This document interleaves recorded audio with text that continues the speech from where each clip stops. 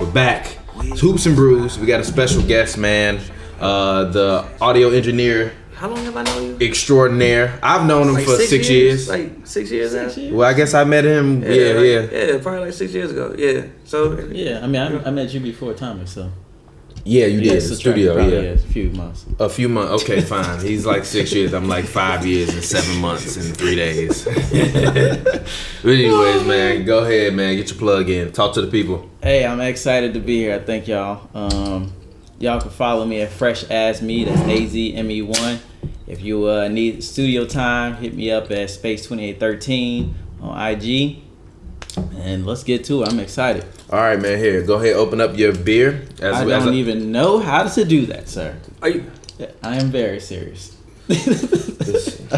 No, you for real? I'm very serious. Like Come on, shit. No, don't do that shit for him. No. You want to the funniest part? You want to the funniest part why he's saying that? It's because he wouldn't be able to do that shit. No, bro, no, that's not true. Actually, no, that was Scott. Don't put that on me. That was Scott. That was Scott. That was not me. Don't put that on me. Don't put that on me, bro. That was Scott. I couldn't do it with a lighter. First of all, this looks like some Captain. Why are you coming? Oh, I was about to say.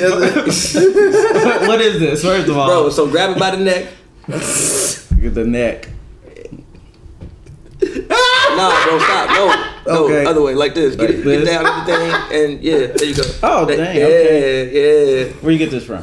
The store. Any of them. She like CVS. Bro. I actually didn't buy this. Shout out to the bro Carter. I put on Instagram that I needed a real friend to buy me a bottle opener because I've been using lighters. And I thought a woman was gonna do it, but the bro. That's why it's bros before you know what it is. So why bros before hoes? But that goes for the same for both sexes. Bros before hoes, man. Shout out to my man Carter. I appreciate you for coming through with the beer opener. But as always, it's Hoops and Brews, where we drink beer, we talk basketball, we give out hot takes. This is a very, very number one. It's been pretty much a great past 7 days. Hoops and Brews. We covered our last, Clippers Grizzlies game. We did. Got some great footage on that. Some great interviews. R.I.P. Nipsey Hussle. R.I.P. Yeah, man. Actually, let's go ahead, man. We gotta. Fuck this basketball shit. Well, actually, not fuck it because it's related. It's related. It's related though. It's legit. It's related. I mean, because all of you, as you can see, I asked Montrez after the Clippers game, if he thought that you covered your first game too. Shout out I covered my first game. Usually I'm just like chopping shit up because I was like, man, Pavy, you can do that. Like I gotta go to work and shit. But because it was like a Sunday game, I went ahead. I covered the game. It was pretty damn fun covering the game, just like the whole experience overall. Huge shout out to the LA Clippers, man. They really gave us a chance, like legit, like that. It really ain't nowhere, kind of nowhere around the conversation. Like they legit gave us a chance. They didn't have to give us media passes. We reached out independently. Nobody set us up.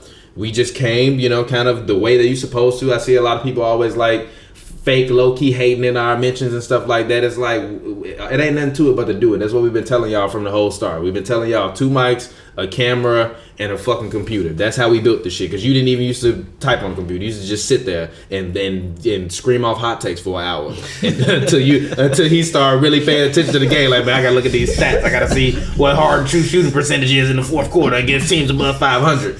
But before that, it's just 2 mics and 2 dudes in the camera. So it was dope to cover the game. Huge shout out to the LA Clippers. But anyways, I asked Montrezl Harrell after the game. I said, people love to compare athletes and rappers and entertainers kind of like rise in terms of just kind of like coming from nothing to something. Like, does Nipsey Hussle's death affect you in a different way? And basically he was like, nah, like all death, affects me in the same way, and like it's all wrong and all stuff like that. And, which is very, very interesting. But then I forgot which athlete I was watching talking about that. It was some athlete that I was watching talking about it, some NBA athlete, and basically he was like, yeah, man, once that happened, like you gotta look at things differently. You gotta move differently. Like if you're thinking about it from that perspective, like especially because a lot of these guys when they go back home, they going back home. You know what I mean? So whether you a athlete, entertainer, whatever, like. If you got, there's a bunch of people on the internet that just don't like each other in general. You know what I mean? They be trying to throw the fade, and they got 500 followers. So you know what I mean? So it just like it definitely changed LA. What you guys think about it? Did you see LeBron's comments on it? Yeah, I saw LeBron's. He called it one of the most tragic events in American history. Yeah, that's like, first of all, that's saying a lot. Just where Nipsey came from, and have your funeral be at Staples Center.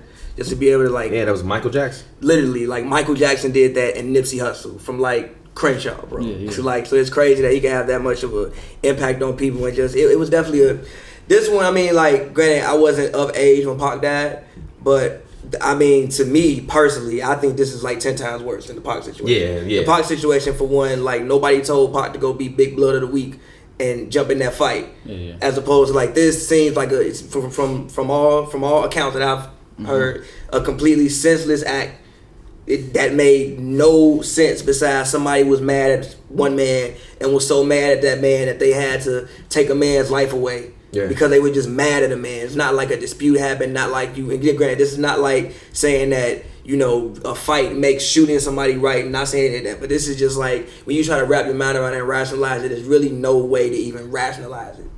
So, like, to me, this is probably one of the, as far as like, usually celebrity deaths, like, I mean, it doesn't, like, even when Michael Jackson died, I was like, damn, Michael Jackson died. I was an old nigga. I still remember exactly like what I was doing. Did you when grow up Michael listening Jackson to died. Mike, though? No, but like the NBA draft was that day. So like Blake Griffin and Steph got drafted that day. I'm like, oh yeah, Mike died, but like NBA draft. Damn. But like the Nipsey thing, like it actually, I feel like literally. We had just getting done recording the pod. Like Duke had just lost when the news broke. Oh yeah, we got to talk about Zion later. Duke had just lost when the news broke. Like in my lifetime, as far as like somebody that I don't know dying, that might be the most tragic event in my lifetime. I'm only 27. I ain't see everything. But in my lifetime, that probably is like the most like tragic event because it just didn't make any sense. So, R.I.P. Nipsey Hussle. Shout out his family. Shout out Lauren London. All you guys.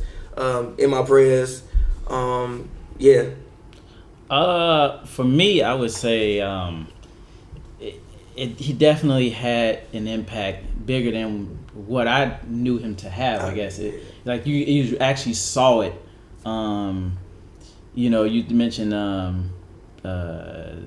LeBron, but you know, you think about Westbrook being from LA and Harden how too. he did that, you know, that trip Shout out to Ryan 2020. I saw some of y'all talking about he was stat padding. Shut the fuck up. Yeah, like, shut the fuck up. Just shut the fuck up, G. That man is 6'3" and got you 20 points, 20 rebounds, and 20 assists. Shut the fuck up. He was in pictures with Nipsey, and Nipsey was taller than him. I'm like, how tall is Russ? Like literally, I was looking at the pictures like damn. I was like, damn. Why is Nipsey towering over Russ in these pictures? You know, and even all the pictures that I saw with Russ and Nipsey together, like speaking of that, like they were doing community service work. It wasn't like they were just in a club. That makes sense. You see a lot of rappers and athletes in the club. You saw them doing community service work, passing out food to kids and shit. Real. So it was real. Yeah, man. Yeah, I mean, so that when I saw that game, like it wasn't like dudes were just laying down giving the rebounds. It's like that, you know. But he laid his heart on the line. He let it out. You know, that game. You could tell it really affected him.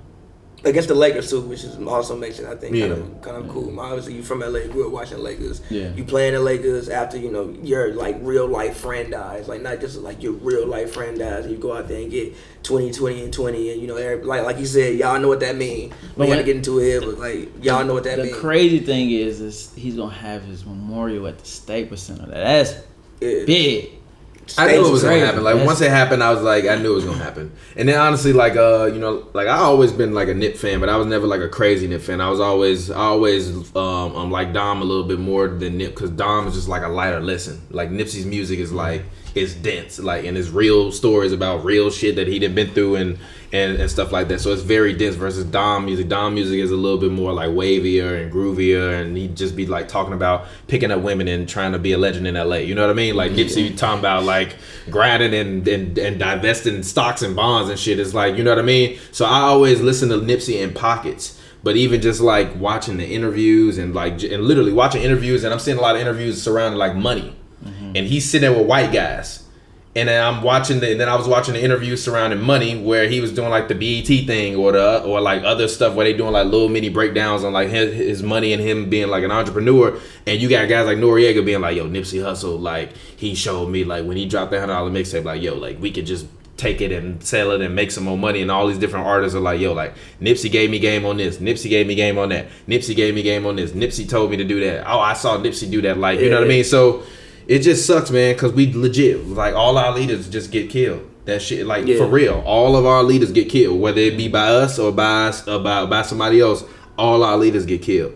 And it's fucked up. Yeah, definitely. It really is. It really is. It's like, fucked up, dog. Nipsey was somebody I didn't even look at as like a rapper. Yeah, like, no, for real. We had a conversation on him. We was like, he top 5 Crip all time. We had that conversation. Actually, he don't disrespect the Snoop. He number one. Nah, I can't disrespect Snoop. G. He like the LeBron and MJ. Like him and Snoop to me, like the LeBron and MJs of that, bro. Because Snoop done a lot of stuff. Snoop, you got to think about Snoop. You know, his community programs, his football programs. So you know what I mean. But still, but even with that being said, like the fact that. You know what I'm saying? Like all of the odds were stacked against those two dudes, and they both been able to come to do what they do, stay in the community and help other people. Like that's really what the shit should be about. That's a crazy analogy. I mean? It really is though. It's like the LeBron MJ thing. Instead of who you want to play with, who would you want to ride with? That's for real. But it's like, but for real, it depends on how you feeling that day. We getting stoned or am I motivated headed to some work? Like Snoop. Cause Snoop just look like me, like even when he was talking about Dominant, like I always fuck with like Dom with it, just like, musically, just because like they kind of like they had different styles, but they kind of like talked about kind of the same things, but it was just like Nip was for more like the street guys. That really wasn't me. I always been more like a much cooler dude. Yeah. So Dom like talking about getting girls, riding around, being cool, and he'll like talk about investing or like like spending your money smartly. what that my man bill's say? too low for me to fall off. I was like, yo, what did he say about go get you a saxophone? So stop by Jordan, save up. You should get a car, buy you a laptop, buy you a saxophone. But so Nip would be like LeBron because he assisting you, helping you out in a way. I mean, right? Hey man, but still, and also man, Nip and Dom was like Kobe and Shaq. Man, G, we never gonna get no more than me. We needed a whole. Honestly, bro, Nip was supposed to have a whole tape with Meek, which although it would have been loud, I would have been. Man, that shit would have been. That shit would have been crazy, bro. That shit would have been crazy. That would have been crazy. I needed another. I was really waiting on a whole Nip Dom tape. G, we needed that. I was literally like, even if it would have been 6 songs, I don't care. We need. You know what I mean? It could be 4, bro. We need that. G. Actually, Dom, G. I know you and Nip got some unreleased joints. Shit, please, bro, for the culture, bro. For the culture, G. Call up Mustard, get him to put some to redo them beats if you need to, and let that shit ride.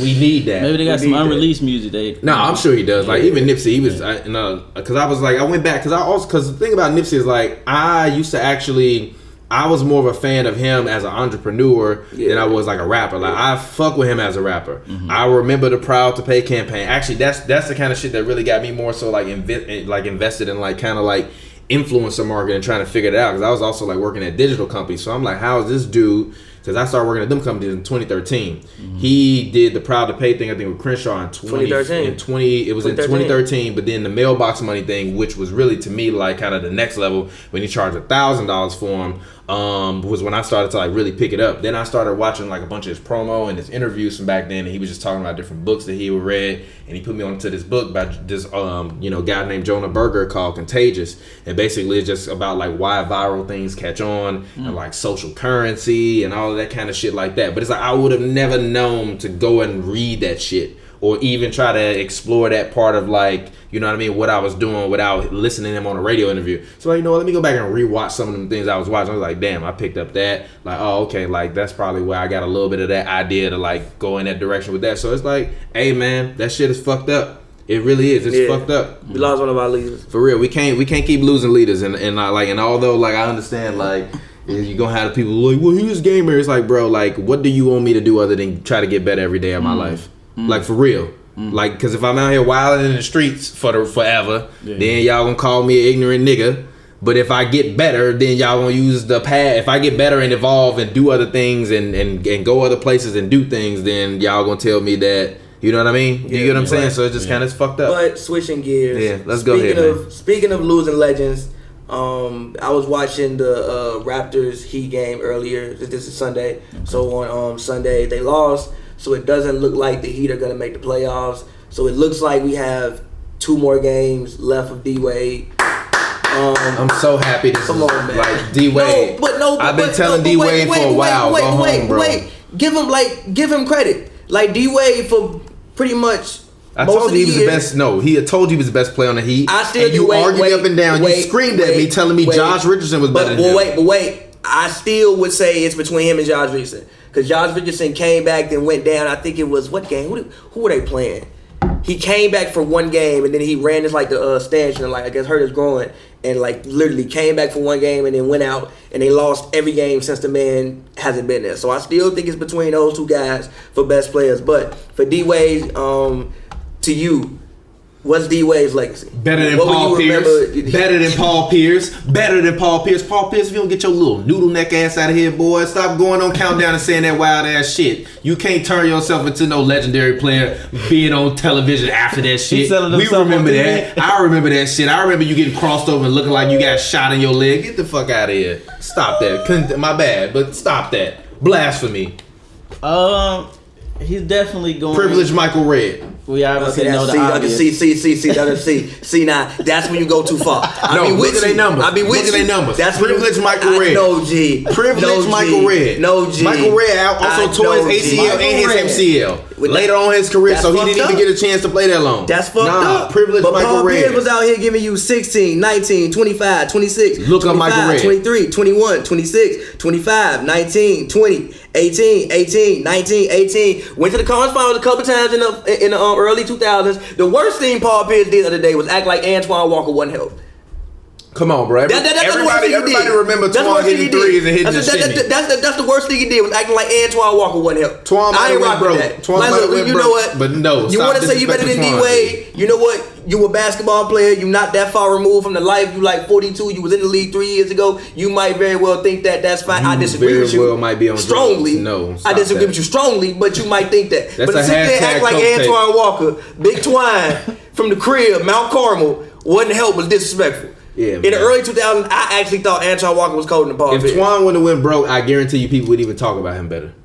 Yeah, it's like he had, I think back in like the early 2010s, he had like some really bad real estate investments or something like that, and like wound up like going broke or something like that. But I still feel like people would talk. But read Michael Red. Yeah, exactly. Look, 21, 23, 25, 26, 22, 21. That's it. What you mean that's it? That's it. You read all 18s and shit from Paul Pierce. Then when he read no 18, 18, 15, 18, it gets worse though. He tore his ACL, bro. Stop. Didn't I just say that? Stop. First year, 2 points. Didn't I say that? Second year, 11 points. Third year, 15 points. Okay. Then we get 21, 22. Well, 21, 23, 25, 26, 22, 21, then 11, then 4, then 8. Did I not say privileged Paul Pierce? And did I also not say... Disrespectful. Did I also... That's when you go too far. Did I also not say that he got hurt late in his career, so he didn't even really get a chance to finish? He had an ACL tear, an MCL tear, and then he came back and tore his ACL again. Wait. 2. I said privilege. What does privilege mean? No. Yes. I don't agree with you. Paul Pierce. I don't agree with you. You don't have to not agree with you. You don't have to agree with me. Look. Listen. You could say fucking he's an unprivileged Melo. No, he's not. Melo's better than him. I agree. Stop disrespecting Melo. Melo was much better. I agree. Disrespecting Paul Melo. Pierce is a privileged Melo? Unprivileged Melo. Oh, unprivileged. Unprivileged Melo. Stop that. Paul Pierce is like is a privileged big dog. No, is a privileged Sidney Moncrief. Exactly. Look, exactly. You know how long it took him, man? Disrespect Sidney Moncrief. What happened to him? What happened to him? What happened to him? You're not going to disrespect the second best shooting guard of the 1980s. No, yes I am. Because he's not top 5 all time. He's not even top 10 shooting guards all time. He's debatable. No, he's not. That's debatable. No, he's not. Sidney Moncrief ain't even better than Clay. debatable. Sidney Moncrief not better than Clay. Yes, he is. It ain't taking Clay 50 times to get into the Hall of Fame. Because he playing with Steph. Oh, come on, man. He playing with Steph and KD. No, get out of here. They had that man out there with Terry Cummins. Get out of here. I don't want to hear that. And Craig Hodges. Anyway, where do you rank D Wade at all time? Top 3 shooting guard. Okay, where is he? What? Is he? You saying he's number 3? Top 3 shooting guard. Yeah, but top 3 don't say where does he rank though?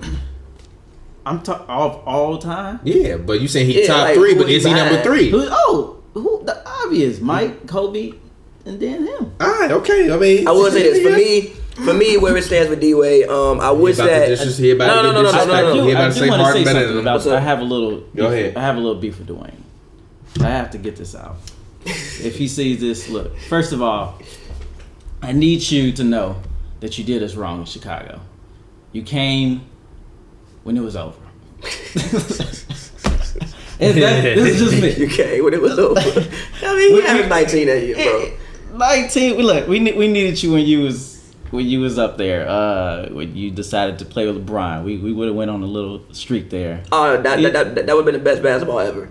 D Rose, LeBron James, and D Wade. That'd have been the best basketball literally Who gonna ever. shoot the ball? Throw the ball, huh? Who gonna shoot the ball? It don't matter. Steal the ball, throw a lob up. It does matter. Steal the ball, Who throw a gonna shoot the lob ball? up. Steal the Who's ball, throw gonna a shoot? lob up. Bosh. Hey, Bosh would have came too? Yeah. Nah. The issue was Luau Deng. I think the Clippers didn't want to make a trade for Deng. They didn't want to take Deng. Oh yeah, I do remember hearing that. That'd have been the best basketball ever. Steal the ball, throw a lob up. Literally, that's what we do. Steal the ball, throw a lob up. Yeah, but none of them would have ever won MVP. Who gives a fuck? Steal the ball, throw a lob up. And D Rose ACL when he got fucking hurt. Probably. Yeah, because LeBron would have took point a little off. No, I didn't want to see that. I'm sorry. Steal the ball, throw a D Rose lob would up. have never became D Rose. I don't give D a fuck. Rose would Steal never the won ball, throw a MVP. lob. With It that. don't matter. Steal the ball, throw a lob. Actually, no. D Rose had already won. Did he win MVP or was that his MVP year? Yeah, that was the following year. Yeah, exactly. Nah, Steal the ball, throw a lob up. I will forever honor that D Rose MVP year. And y'all that's saying D Rose didn't deserve MVP that year, shut the fuck up. Yes, respect. There's been like a recent thing. People argue Steph Curry didn't deserve his MVP. So no, you can't tell people to shut up. Harden You deserved can't tell people to shut up. You can't tell people to shut up. I can. Well, then you can't tell them to D shut Rose up. is better than Steph first year. You're trying to take an MVP away from the man. Huh? No, you're not. No, we're gonna stop that. What? What you mean? He Stop didn't deserve it. Harden deserved it. Stop that. They robbed him. They've been robbing Harden 4 straight years. Well, then leave those D Rose truthers alone, okay? D Rose, You no. saying that Steph they stole from Harden? He should send his first MVP, the first one, the 2014, 2015 one. Ship that bitch to Houston. To James Harden. No, it shouldn't. He just shipped that shit to Houston. Nah. FedEx that motherfucker. Nah. Overnight shipping. Nah.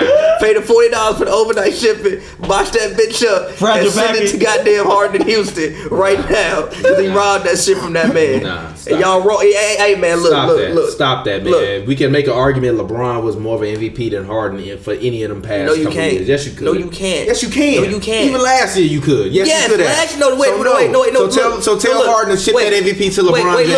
Look. I will say this. Harden's MVP last year was a Lifetime Achievement Award.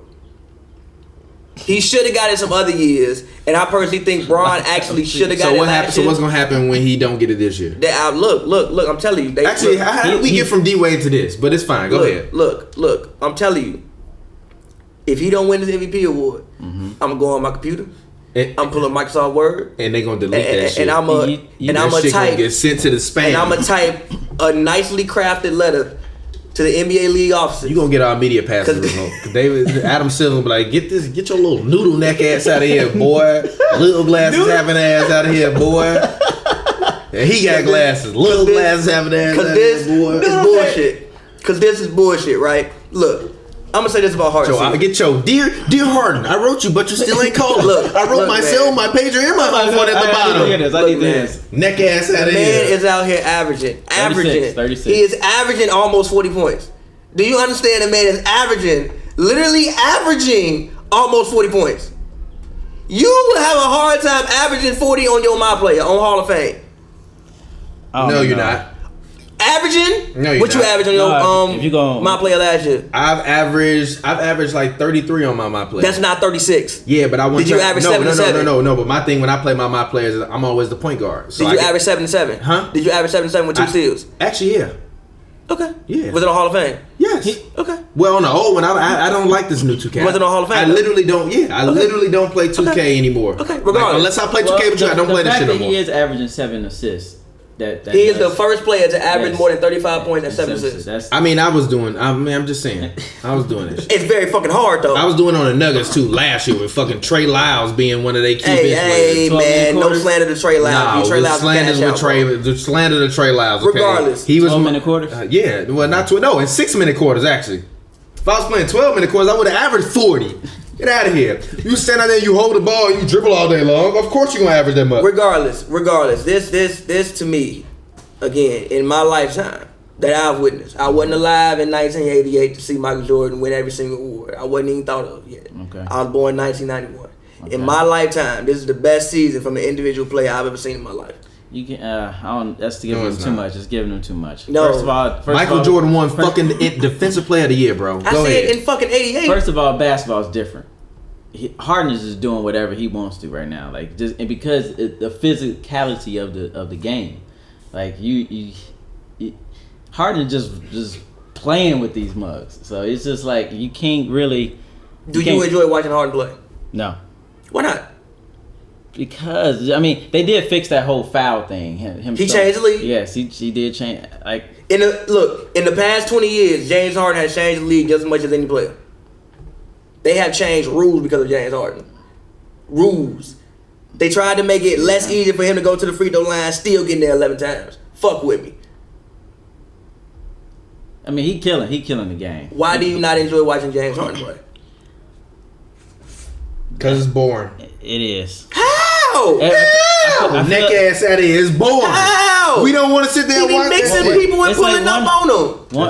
It's almost like watching And1. I might as well go watch And1. Yeah, for real. I might as well go said. watch. Give me the hot sauce. Neck ass out of here. Harden is hot sauce. And also, you didn't like watching And1? Nah, not really. You didn't? Nah. I did, but I like watching And1 because I knew it won the NBA. Look. Nah. I think And1 Harden. just even again, that is. I want to say this. Shout out the Clippers. Okay. You know, y'all gave us passes all year, but I was watching the Clippers Rockets game. The Clippers announcer literally went on a 5-minute rant mid-game about how he don't fuck with James Harden. Yeah, I don't think I've ever seen a human being because he don't like watching I don't think I ever had an announcer go on a rant mid-game about how much they don't like a human play. I fuck with Harden. I don't know why people don't like it. When James Harden is on and hitting shots, it's the best show in basketball right now. When he is making when he out there shooting 3 for 20 from 3, that's just terrible. Harden is hot sauce with privilege. You're wild. Stop that. Stop that. But and to me, what I'm hella gonna make this. to me, what is Put that man face on hot sauce. to me, what I like about watching Harden is he's playing defense with you. He's not really like basing his moves off I don't think he gets the ball and it's like, okay, I know what I'm gonna do already. I think he gets the ball, judges what the defender's doing, and reacts to that. It's to me hilarious to watch people try to guard James Harden. When he get the ball and somebody check it on him, I'm like, foul, and it always happens, foul. That's because except for when he played the Bucks, because look, they just play him to the side. Western Conference, do me a favor, be smart. Mike Budenholzer comes from the Pop system. Guess what? Pop is a genius. Pop is arguably top 3, top 5, maybe the greatest coach of all time. Coach of all time. That's opinions. Be smart. Use the system. Doc, please put the little Chihuahua Pitbull breed mix that is Pat Bev on Harden.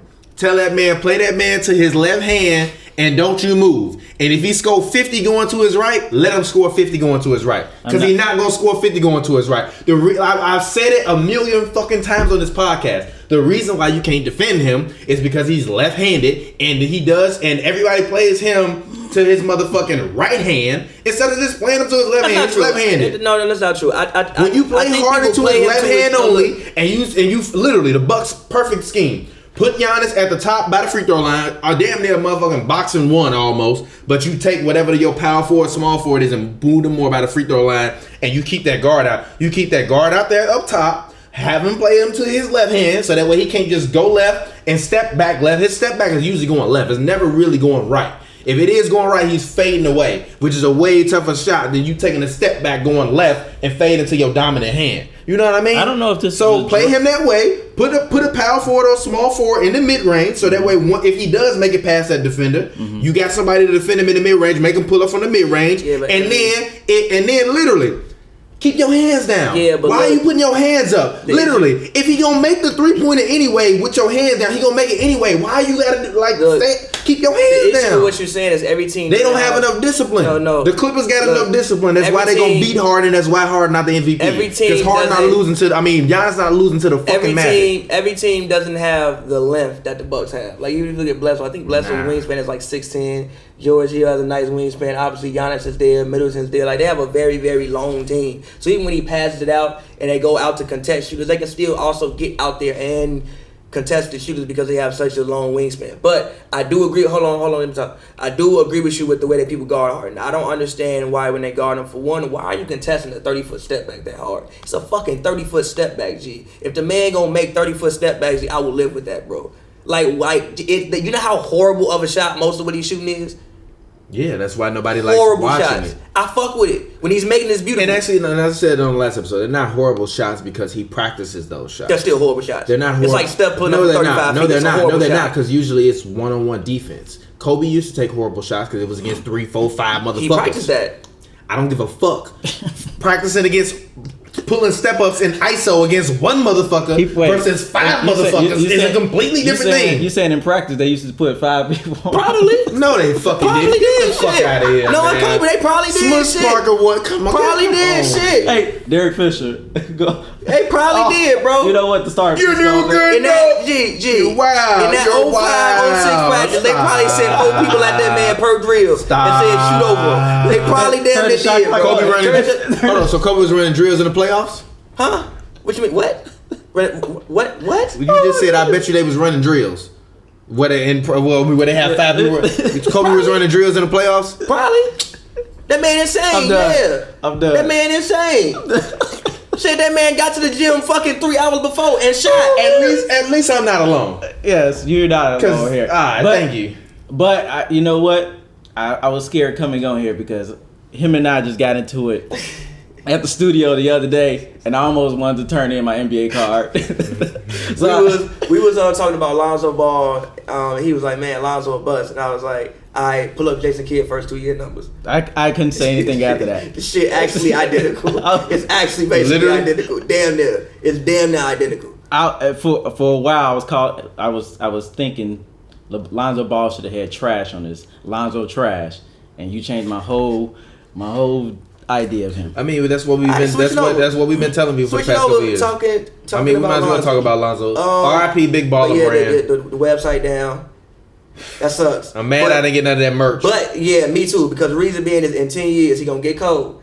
He gonna go to like 5 All-Star. We gonna get 5 All-Star teams in deep, right? And they gonna start reselling that merch for mad money. You're not gonna have that Big Baller Brand merch in 10 years. Why not? Why you gonna be? Why you gonna like you know how It's long? gonna be Ain't nobody keeping them Lonzo Ball T-shirts for 10 years. They're gonna have him at the swamp though. Unless you bought them, yo, low key they probably hella on Gildan shirts. Nobody would know the difference. They probably hella on Gildan shirts. Nobody would know the difference. I need that knockoff BBB merch, G. They probably hella on Gildan shirts. I need that knockoff BBB merch, G. They probably hella on BBB hella on Gildan. Hey, you know what the best thing that might happen to Lonzo is? He get to go to Nike, so he go get some better shoes. Yo, the Zone 1's gonna be out in 2 years. I don't know. I don't think nobody will give Lonzo a shoe deal. They gonna give him a shoe deal. Lonzo gonna be on Lin Nig. That shit D Wade though. They gonna have Lonzo, Clay, and D Wade. Hey, that's a solid ass roster, bro. That's a solid ass shoe roster, G. That's a solid ass roster, bro. Lonzo, Clay, and D Wade, that's a solid ass roster. A solid ass roster. Seriously, that's dead ass a solid ass roster, bro. Oh my goodness. But for real though, what do you guys think about the Lonzo situation? Supposedly he's suing his former, business. I'm just saying. Allegedly, all of this stuff is going on. He's suing his former business partner for $2 million for defrauding Lonzo. And basically, I heard he was saw some shit where he was reportedly like buying properties in other countries and shit, trying to get rid of the money. G, like what the fuck are you doing, bro? What kind of scammer shit is that, bro? You gotta run my face. Alan Foster way worse than any Nigerian scammer ever, bro. Don't be buying no property in the fucking Ukraine. I don't want to see no my goddamn money. This is some motherfucking Firefest level fraud, G. Like, come on, G. You got motherfuckers buying $500 sneakers and you buying Alizé in the Cameroon and fuck some shit. Fuck out of here, man. Get the fuck out of here. What's wrong with you, B? You gotta get this fade, bro. I'm sorry. We gotta squabble up, G. Because I know he like my height or shorter, so we gotta squabble up, G. Let's go for real. We gotta go in the room for 10 minutes. Last man stand and walk out, G. We gotta go in the back alley, G. Come on, you gotta come out at me, bro. Wait, the father bought this property? No, not LeVar. Not LeVar. LeVar basically met this guy named Alan Foster right around when I think the year before Lonzo and them went to high school. Okay. The year they went to high school, or something like that. Perfect timing, by the way, because if you see Lonzo when he's 13 and they going crazy, we saw LaMelo at 13 doing this from half court and pulling up. He wasn't 13. He was like 15. Yeah, it's pretty close. Yeah, that's fair. Same thing, bro. That's fair. Same thing. If that's Melo. We talking about Lonzo. Lonzo was the first one. You see them 13, 14 years old. They already on the AAU circuit. You go up to LeVar like, hey man, I think we can make this big baller. That's what he said. Like, hey man, I think we can make this big baller brand merch thing like a brand. And then you get close to the family. Lonzo does what Lonzo's supposed to do. Melo, Jello, all of them. And then literally he stole a couple $1 million from them allegedly. And like the reason they found out is because they got a financial advisor, and the financial advisor was sending a message like, yo, something is wrong. And supposedly this motherfucker was buying the islands or some shit. Or buying property in other countries trying to get rid of the money. So I just it don't make sense. But it's unfortunate. It's unfortunate because it's $2 million. Yeah. And also, like, I was rooting for Lonzo. I see everybody so happy that this shit failed. I'm like, what the fuck is wrong with you, man? Why you want to see another black man down? Like, literally, like, I get y'all don't like LeVar's braggadocious. Y'all don't like our fucking braggadociousness. But guess what, motherfucker? We doing it. We been doing it. Y'all buying the merch. Y'all looking at the podcast. Y'all reading the articles. Y'all laughing at the videos. Y'all loving the memes. Like, shut the fuck up and just enjoy it. And motherfuckers are literally like happy. Like, oh, I told y'all. Like, why you gotta I told you so this shit? Like for real. And it was mainly black motherfuckers. I done seen a few white people like, damn, like this sucks. Like literally, the man got cheated out of $2 million, and y'all whole shit is I told you so. That's weak. It's weak. It's dead ass weak. Especially because like when you try and do shit in an independent manner, it's way harder than it is when you doing it with money behind you. Period. So it just sucks, man. It literally fucking sucks. I mean, like you number one tarnish his brand, you tarnish his name. LeVar's name is obviously attached to him because he the one that brought him in. So you didn't tarnish LeVar's name. All shit LeVar been talking. Really just been because if Lonzo would have just been out there and been healthy, it wouldn't even been that bad in terms of the shit LeVar was talking. But Lonzo, up and down, find a rhythm, get hurt. That's it. But that's all I gotta say. My bad. That was definitely my phone. My thing with Lonzo is I'm just like everything that's going on sucks, but I think it's a very exciting time for him as far as just becoming. Like when you said, becoming my own man. For one, I think he's 21 now. Just became a father. Obviously, well, not just became, but became one at the beginning of last year. But you've been a father for about a year, so you start thinking differently. You want to start taking control of your own finances. Step out of your father's shadow a little bit. And just I think he did that last year a little. Yes. Because they shut him up, but yeah, go ahead. Yes, but he wasn't on the court enough. Because of the injury. Because of the injuries. Okay. So I think it's a time where it's like, yo, you can actually go. Do you think LeBron made him any better this year? I mean, they didn't really play together enough for him to make him better. I think he made LeBron better. Yeah. I think Lonzo, like I said before this fucking year, when everybody called me a fucking idiot, I don't back off he was my sleeper for MVP pick. And the reason why is because literally you see what they were with and without Lonzo Ball. With Lonzo Ball, they were a playoff team, top 3 seed in the NBA. Without Lonzo Ball, they won 8 games this season without Lonzo. That's bullshit. Like, we see the value at which he brought. Now, value to me, this is also the reason why Harden is not my MVP, because I don't predicate value off of just strictly numbers. I've worked on plenty of teams in plenty of places where the guy that was always getting the top numbers on the team wasn't the guy that everybody liked on the team. Wasn't the guy that was the best person that was in the organization. He was just somebody that just put Who got the most value on the Rockets? Huh? Who got the most value on the Rockets? He does. No, wait a minute. He does. But without him, that team is still a playoff team. Without Giannis, the Bucks are a playoff team. No, they're not. They're the AFC, but they're a playoff team. The Bucks have a very good basketball team. They're not. The Bucks have a very good basketball team. They're not. They're a playoff team. They're not a playoff team. Drew Bledsoe is having a career year. Chris Middleton's having a career year. Why do you think that all these guys are having career years? Because the guy that's the most valuable player in the league is having his best year. Usually when a guy wins MVP, everybody else around on his team also has great years. They also have good basketball. No, listen to what I just said. With the exception of maybe Russ, but if we look at what Russ was playing with what we thought was the worst team that we've seen from an MVP caliber player since Kobe was playing with smushing them. So in the conversation there. Nah, it was just the team was. You was the main one to argue that team was terrible. Wait. So the thing about that is the team was meant for Kevin Durant. and Russ is not a leader of it. So if you build a team for Russ, you would build it differently than you would if you were building it. Like if KD's there and Russ isn't there, well, that team works better. But if it's Russ there and you build it for KD, that doesn't really make sense. Like, because you can't have two backcourt players who can't fucking shoot. You're talking about the team before last year. Yeah, before I think that both Harden and Giannis both have equal value to their team. No, they don't. Giannis has a higher value of win replacement and about value 1 point. over. So what? Why do you keep fucking saying about 1 point? Your main argument is that Harden is averaging 36 points. He averages way more fucking points than Giannis. But you telling me that his value over replacement is only one more? Only one more. Look, how does that make sense to you, bro? No, the other guy has a value, has a higher value and a higher win ratio. And actually, no, he doesn't. Value over replacement player. Harden is at 9.7. Giannis is at 7.4.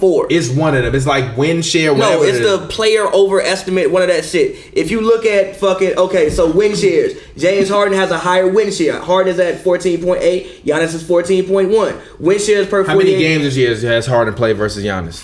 How many? Also, you got to look at the fact Harden's playing 4 more minutes. Giannis. Harden has 4 more minutes. Harden has played 76 games, and Giannis has played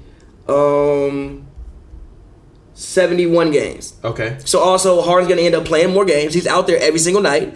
Win shares per 48 minutes. Now Giannis has the lead. He's at 291 and Harden is at 253. Plus minus, Harden is in the lead 11.7 to Giannis' 10.6. Offensive plus minus, obviously Giannis is 7th on the list. It's Harden, then Steph, then Dame. How much is Harden holding the ball? Harden is literally holding the ball 10% more of the time than Giannis is. I mean, yeah, because he's the best offensive player on his team by far.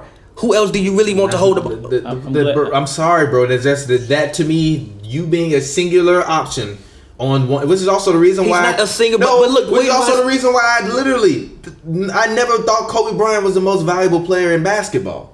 Because he was never the most valuable player in basketball. That could be the year that he won MVP. I'm not upset that he won MVP. I'm not taking away. I think Chris Paul should have won it. He deserves it. But even if you argue Chris Paul, I don't agree with you because I don't like Chris Paul. But I'm not upset with Kobe winning that award. It was a lifetime. But Kobe was never the most valuable player on his team to me until his Harden not the most valuable player on his team right now until his championship years. And they won rings instead of winning MVP. There has been no player. Harden gonna win a bunch of fucking MVPs and never get to the finals. There has been player. Yeah, there has been no player. But look. Okay. Why are we talking about playoffs for a regular season award? Why are you bringing up the finals? No, we're not. Now, what do you mean? I just gave you a full breakdown of why I don't think the regular season wise he's better than him and he's the most valuable player. I completely disagree with you. I'm sorry. I think that if you had to build a team around either two, I'm picking Giannis because he's fucking taller. Okay. He's 6'10". I don't like building. First of all, I don't really like building teams. Harden is an undersized guard. Number one. If Harden all right, fine. How about this? Take one of them. Take either one of those guys. Put Giannis on any team in the NBA. Does he still have the same value?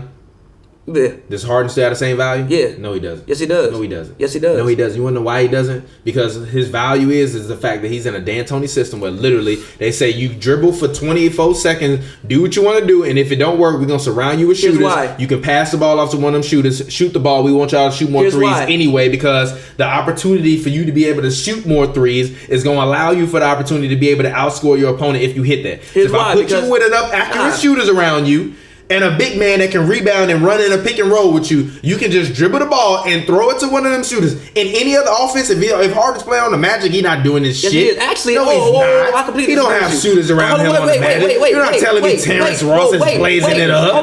Jonathan Isaac is not going to blaze it up for James Harden. Fuck out of here. Evan Fournier is not blazing it up for them. Fuck out of here. The Vukovic Harden pick and pop wouldn't be fucking crazy. Come on, man. Harden is also arguably, no, not arguably, it's facts, a top 5 passer in the league today. It is. So if he's a top 5 passer in the league today, that's not valuable to any team he plays on. I don't think he's a top 5 passer, but okay. Who? Name him. I don't like the guy, but Chris Paul. Okay. I'm gonna take Trae Young over him. I'm gonna take Ben Simmons over him. I'm gonna take LeBron James over him. I'm gonna take Jokic over him. I'm gonna take Lonzo Ball over him. Yes, get the fuck out of here. Yes, I am. Yes, I am. I'm not taking Ben Simmons. I'm not right now taking Trae Young. Ricky Rubio is a better passer than him. Yes, he is. Yes, he is. That's all Ricky Rubio fucking does is pass the ball. Fuck out of here. And Harden, if he wanted to, could average 12 assists every single year. He averaged 11 last year, so don't tell me he can't do it. I don't want to hear if he want to do it. And he didn't average 11 last year. He averaged 11 the year before last. Whatever. He averaged 11.8 before. No, when he was running point guard. He's basically running. Actually, hold on. If you look at the box score, he's been the point guard. Chris Paul's been the 2 guard for the last 2 weeks. I swear to God. If you look at the box score, that's the way they got it set up. You want to know why? Because you put the ball in his hands. Because he's fucking holding the ball for 40% of the goddamn game. Dribbling the ball and shooting the ball. That doesn't make you the MVP. Like you said, put him on. That sound like some N1 hot sauce shit. But they won. They're going to end up winning 53 games, 53, 54 games this way. So it works. No, it doesn't work. The fuck you mean they won 54 fucking games? That's not working? Look, okay, it works during the regular season. Motherfucker, they been to the college finals mad times. The only team they can stop. Twice in 4 years. That's fucking good. Mad times? Gee, imagine he been to the playoffs in 8 years. He went to the college finals 2 times in 4 years, bro. And what happened? The only reason they happened? They lost to one of the best teams ever. He lost to Clay. To arguably the best team ever. He lost to Clay and Draymond without Steph Curry. I don't want to hear no excuses for him. That was a terrible Rockets team when Chandler Parker was the fucking second best player. That was a terrible. He could have just stood out there. What happened? What happened then? What was going on then? What happened the year before? Come on, man. Stop. Conference finals. Man. What happened last year? And what happened? Conference finals. Went to 7. I don't want to hear about him taking L's in the playoffs. Wait, look. What? Big L's. Big fat L's. What shame is there to lose into what you call the greatest basketball team ever? It's like you and losing to Mike. No, you and losing to the Bulls. Yeah, but Malone losing to the Bulls. But that's also why you and not in them conversations for me. What conversations? In any of them tops conversations. He's top 10 center. I mean, yeah, maybe. I mean, maybe. I'm taking like 4 of these guys that play now over him. I disagree with that. I'm dead ass. I know we've had this. And don't get me wrong. It's not me hating on Harden. I just don't feel like he's the most valuable player. What? In the conference finals, it was a little even.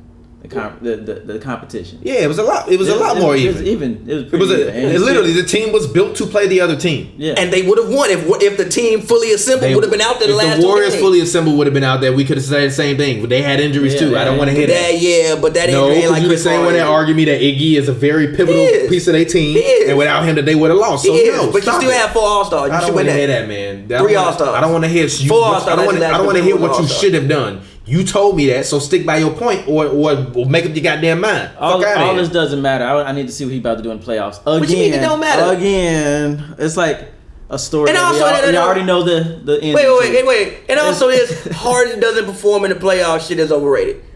It's completely overrated. He didn't perform in the playoffs when he was on the Thunder. Actually, no, he lost in that finals. He did. He lost in that finals. Wait. The conference finals, he was great. The finals, he was trash. If he would have played like he played in that conference finals, they would have won the finals. Hold on. That's also not why. You know, there was also they actually the Thunder would have went up 2-0. There was a foul call that we remember. Okay. A missed foul call. If he played like he played in that conference finals, we ain't even worried about that foul call. Because he was killing. That's fair. Played his ass off. But what about the series before? He was great. They don't get there without him. Guess what? The all entertainment is a what have you done for me lately business. James Harden, what have you done for me lately? Go to the conference finals and lose. He still got there. He lost to the Warriors. And lose. Okay. When he wins a ring, then you won't hear no more slander from him. The Kings ain't been to the playoffs in 14 years. I don't want to hear about the Kings. Finals twice in the last Harden on the Kings? No. Exactly. What the Kings got to do with James Harden? That's still impressive to me. If I was a Houston Rockets fan, I would not be excited right now. They're going to lose to the Clippers in the first round. No, they're not. Yes, they are. No, they're not. Yes, they are. No, they're not. Yes, they are. Winning in the season is not enough for me. No, they're not. They're not. Huh? Winning in the season is not enough for me. He been in the conference finals. I also think Pat Bev didn't even play in that game for strategic reasons. He didn't play. For strategic reasons. Now, look. I feel like Doc is a smart enough coach to realize coming down the stretch, as they've said all playoffs long, all season long, well, at least for the past, at least since everybody knew the Lakers weren't going to make the playoffs and the Kings might not make it, it was going to be basically the teams that was there, which has basically been like, the past month and a half. Yeah. Doc has been saying, we don't care who we play. We just want to keep playing good basketball. The Clippers, other than the Rockets, have the best record since All-Star break. Since All-Star break. I feel like Doc didn't play Pat Bev in that game, number one, because strategically reasons and rotation-wise, you have to deal and account for a completely different rotation. So if you playing in the playoffs, you don't really have that much tape to go back and play and look on us. You don't really have tape of Ivica with Pat Bev on the floor. Mm-hmm. Zubac even made a comment publicly that everybody said that he was terrible on defense, and I think he's been a top 10 center at the rim on defense in terms of field goal percentage, in terms of his defense. So I'm not going out there worrying about that game. As Doc said in the press conference, in both of those days that we went and we covered last week, we don't really care about these games. We just want to keep playing good basketball going into the playoffs and worry about our health. If Pat Bev is a guy that has been nicked up, he's a little bit older than the rest of the guys on the team, give him some rest, let him rest off. If I got Pat Bev on the floor against Harden, all Harden is doing is like a computer fucking calculating. All right, this is what he gonna do. This is how he gonna do. This is what he gonna do. I was talked to Pat Bev, interviewed Pat Bev for 2 fucking minutes long. Go on youtube.com/HoopsNBrews and watch this shit. And he talked about his defensive mentality versus his skill, but he talked about how he felt that he was as equally of a skill player as he was as an athlete. And he said that he thought that he knows going into the game what players' dominant hands. The scouting report is telling him where they going, where they take where they like to take the most of their shots. Pat Bev gonna take that as a challenge. I guarantee you, Harden is not averaging more than 30 in the series versus the Clippers. He's not gonna, but also he shouldn't have to. Like that's also what you bring. But Chris he Paul will for. though. That's the issue. And at that point, all you need is Gallo to give you 19 to 20 a game. You need Lou Will to give you his normal 20 a game, and Montrez to go out there and give you his normal 16 to 17 with 10 boards instead of 9. You got a chance. You got a chance. You really do have a chance. Because even JaMychal Green has been playing great coming off the bench. The problem for the Clippers is they don't have a star. When the fucking Raptors lose this year and Kawhi come to the goddamn Clippers, man, you're going to be giving Kawhi Baby Gasol, Pat Bev, Lou Will, I'm excited. Pat Bev going to stay. He's going to stay. I'm excited. He's going to stay. Doc Rivers keeps calling him the leader of that team. Doc got his extension. Pat Bev is going to stay. Unless somebody literally goes and offers Pat Bev a crazy amount of money, why would I even leave? Seriously. I thought the Clippers season was over when they made that trade. Mm-hmm. But nah, when you actually examine the team, right? Yeah. It doesn't really make sense to have Tobias and Danilo on the court together. They're really the same player.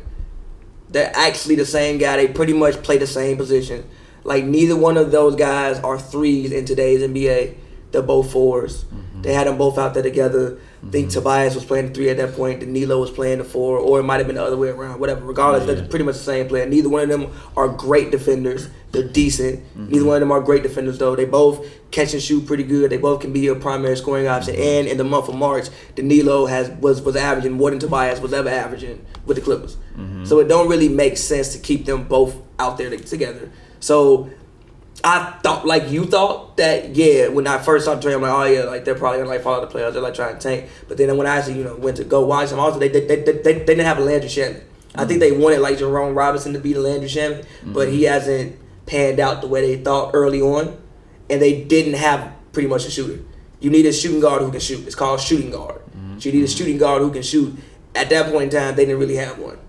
So when you look at it, like the team is actually much better constructed now than what it was before the trade.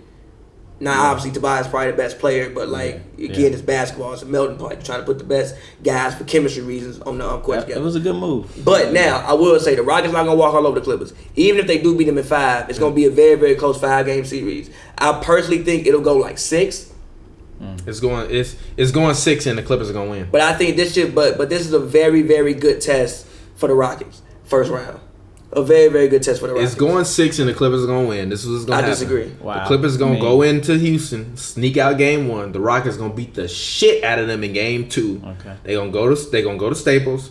They probably going to lose game 3. They're going to win game 4. They're going to sneak another game in Houston because I feel like the Clippers are one of those teams where like they going to just randomly have that. Harden is one of those guys where when the game slows down in the playoffs, and you can knock him off a little bit. You can frustrate him at times. And when he gets frustrated, he's not one of those players that likes to shoot when he gets frustrated. He's more of a passer when he gets frustrated. I think if you can frustrate him and turn him into more of a passer, I can live with Austin Rivers, Eric Gordon, Chris Paul, and fucking Gerald Green beating me. I can't live with Harden going out there giving me 40 a night ISO all day long versus Pat Bev or Shai Gilgeous-Alexander or Zubac and winning the game. So I think Doc is going. I just think Doc is going to be a different level of prepared than people think that they are, and I think this is going to wind up being a worst nightmare unless the Clippers lose these games, which I think that they definitely might even be interested in losing.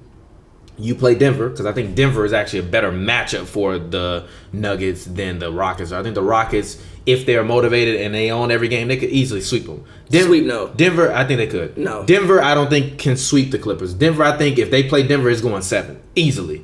because I think from night to night it's gonna be a war going on. I honestly don't even know who's the best player on the court in that series. Exactly. It could honestly be Danilo. But it could be Danilo. It could be Lou. It could be Montrez. No. It could be Shea. I mean in the series for both teams. I know. That's what I'm saying. But that's what I'm saying. I'm saying it could be any guy on it could be Lou, Montrez, or Danilo. I think Denver, just switching subjects, I think Denver is just a year away.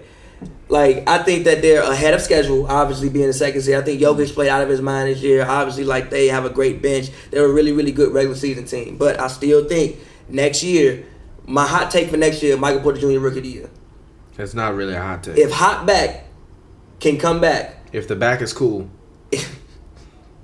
If hot back can come back and be anything like the player we all assumed he was coming out of high school, this is like putting Carmelo Anthony on his Nuggets team. The only thing they're missing is a dominant scorer. The only thing they're missing. And you see it in, like, the bigger game. That's why they always waste our time on national television. You see it in, like, the bigger game. Like, even with the Warriors. Like, okay, if Jokic is having a bad game, it's over with. Yeah, but if Jokic was really the MVP and all that, wouldn't they be all right? What? If Jokic was really, like what everybody's saying, the most valuable player in basketball, wouldn't they be? I mean, they... No, because, hold on. Because... he's one of the most valuable players in basketball. The issue is I don't really consider Jokic. He can score, but he's not a dominant scorer. He can score, though. Like, he can go out there and get you, like, 20. But he's probably best if he's giving you 16, 10, and 10 than 22, 8, and 8. Mm-hmm. Personally. So, I think with him, like, if he's your secondary scorer, you're doing great. But if he's your... it's like you wouldn't want Vlade Divac your primary scorer, would you? Shout out Vlade. Yeah, but Vlade was never an MVP candidate. Or people was telling me Vlade was the most valuable player in basketball. Wait, hold on. Yes. Vlade barely. Obviously, also, we got to talk about this bullshit-ass Hall of Fame. I still want to reform the Hall of Fame. Go ahead. Obviously, Jokic is better than Vlade, but I think you can draw a lot of comparisons between their games. So, like the way as, like, with the Kings, you could like, argue Vlade was maybe the most important player on that Kings team. You could make that argument. Those, like, early 2000s Kings team. Yeah. Obviously, you got Webber, but you got to make an argument Vlade is one of the most important players on that team. Chris Webber was the best player on that team. The best player, yes, but who's the most important player? The most important player was Chris Webber. Was it? When he didn't play well, they didn't win.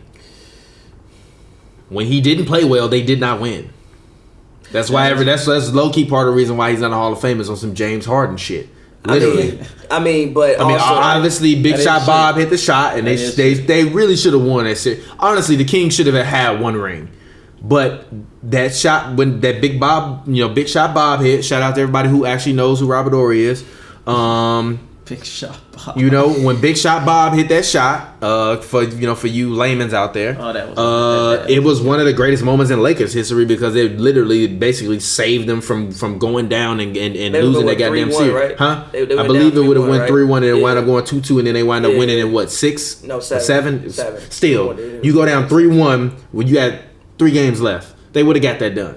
I think that they, even at that point in time when they were playing the Lakers, they were matching them game for game. Obviously, it went 7. So, no, I'm sorry. When C-Web didn't play good, they didn't win. I mean, yeah, but Vlade, like, you got his... Vlade was good, but Vlade was old. That was also old, fat, pudgy Vlade. He wasn't that old. He was like 32 at the time. But also, wait, he was arguably, probably, he might have been their best passer on that team. I'm not upset with that. He might have been that best passer. I'm not upset. Still giving you probably like let me actually make because I'm sure he's still giving you like 8 boards at the time. Like to me, Vlade and Jokic have a lot of similarities between the two of them. They not winning championships. That's the point. Who? Vlade and Jokic. Yeah, I agree. But Michael Porter Jr. is the guy where it's like they don't have anybody where it's like okay, shit getting tight right now. I'm gonna throw this bitch to you. We gonna all walk over on that side of the court and you figure it out. I think everybody in Denver is playing one spot too far up. So, like even Jamal Murray, he's like your second scorer now. I think he should really be your third guy.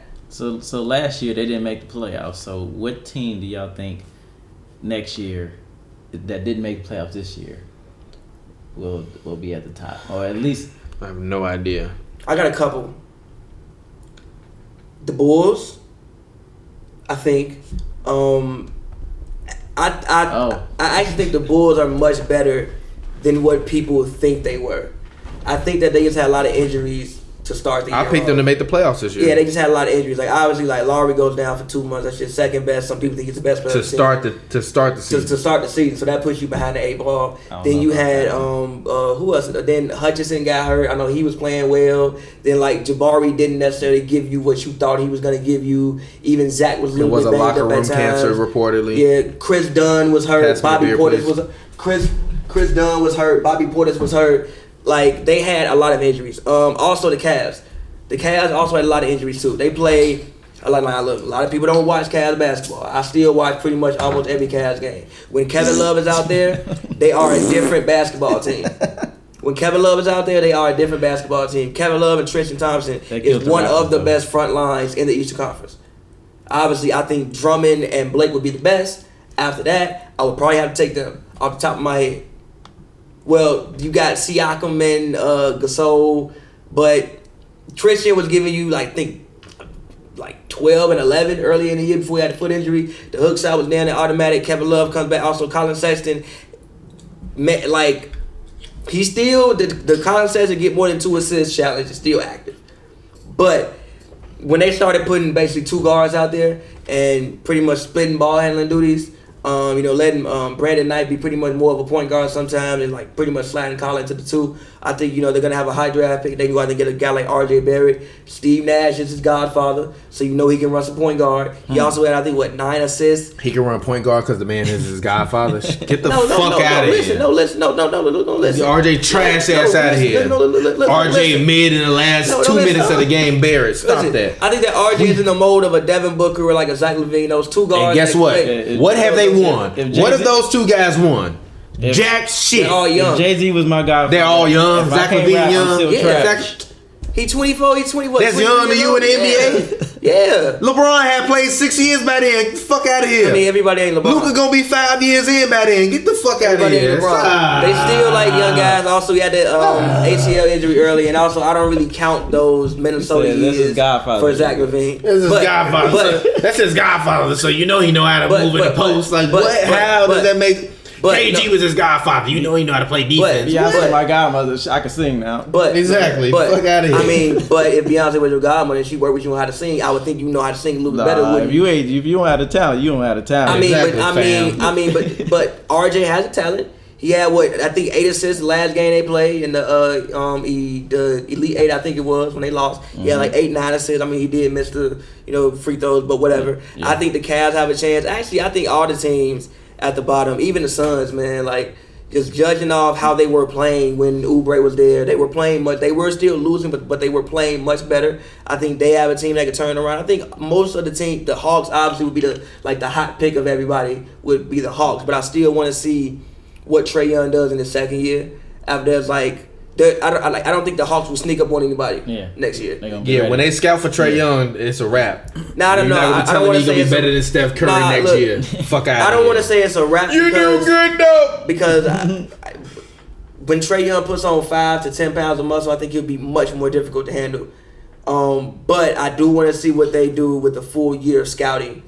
Because even Donovan struggled early. I know to switch subjects real quick. Why is Brandon Ingram still the same size as he came in the league? He's gotten stronger. No, it's not. No. He's gotten stronger. I don't think he'll ever put on much weight. Still look at tattoos for you. I don't think he'll ever put on much weight, but I think he's gotten stronger. Stronger. But I don't think he'll ever be a guy you'll see be out there and be 230 pounds. He don't need to be, but I'm just saying, he's lost weight to me. I don't think he's lost weight. Not that I'm looking all hard at people's weights, but I just can't stand Brandon Ingram, Lonzo Ball. I'm sorry, I know we had that whole talk. You don't like Ingram? What's your beef with Ingram? Just the height. It's not gonna happen. It's not gonna happen. He's never gonna be Kevin Durant. I mean, but is that his fault though? Can't nobody be Kevin Durant. Jesus Christ can. KD is That's Jesus what he Christ. needs. That's what he needs. I don't even know what we're talking about right now. My bad. All right. So So can the Thunder or the Spurs beat Denver? Real quick. I think actually the Thunder would lose to Denver in 7. You think the Thunder are gonna lose to Denver, but you think the Spurs can beat Denver? I do think the Spurs. I think the Spurs are gonna beat the shit out of Denver. I think the Spurs could beat them. But I'm the Spurs. I'm like, we need to get This playoffs is gonna be nuts. By the way, we could potentially get OKC Warriors in the first round. Wild. Could you imagine if OKC won that series? They're not. They're gonna get swept. No, but could you imagine? Oh, block me. The Bay Area better block me on Twitter. Block me.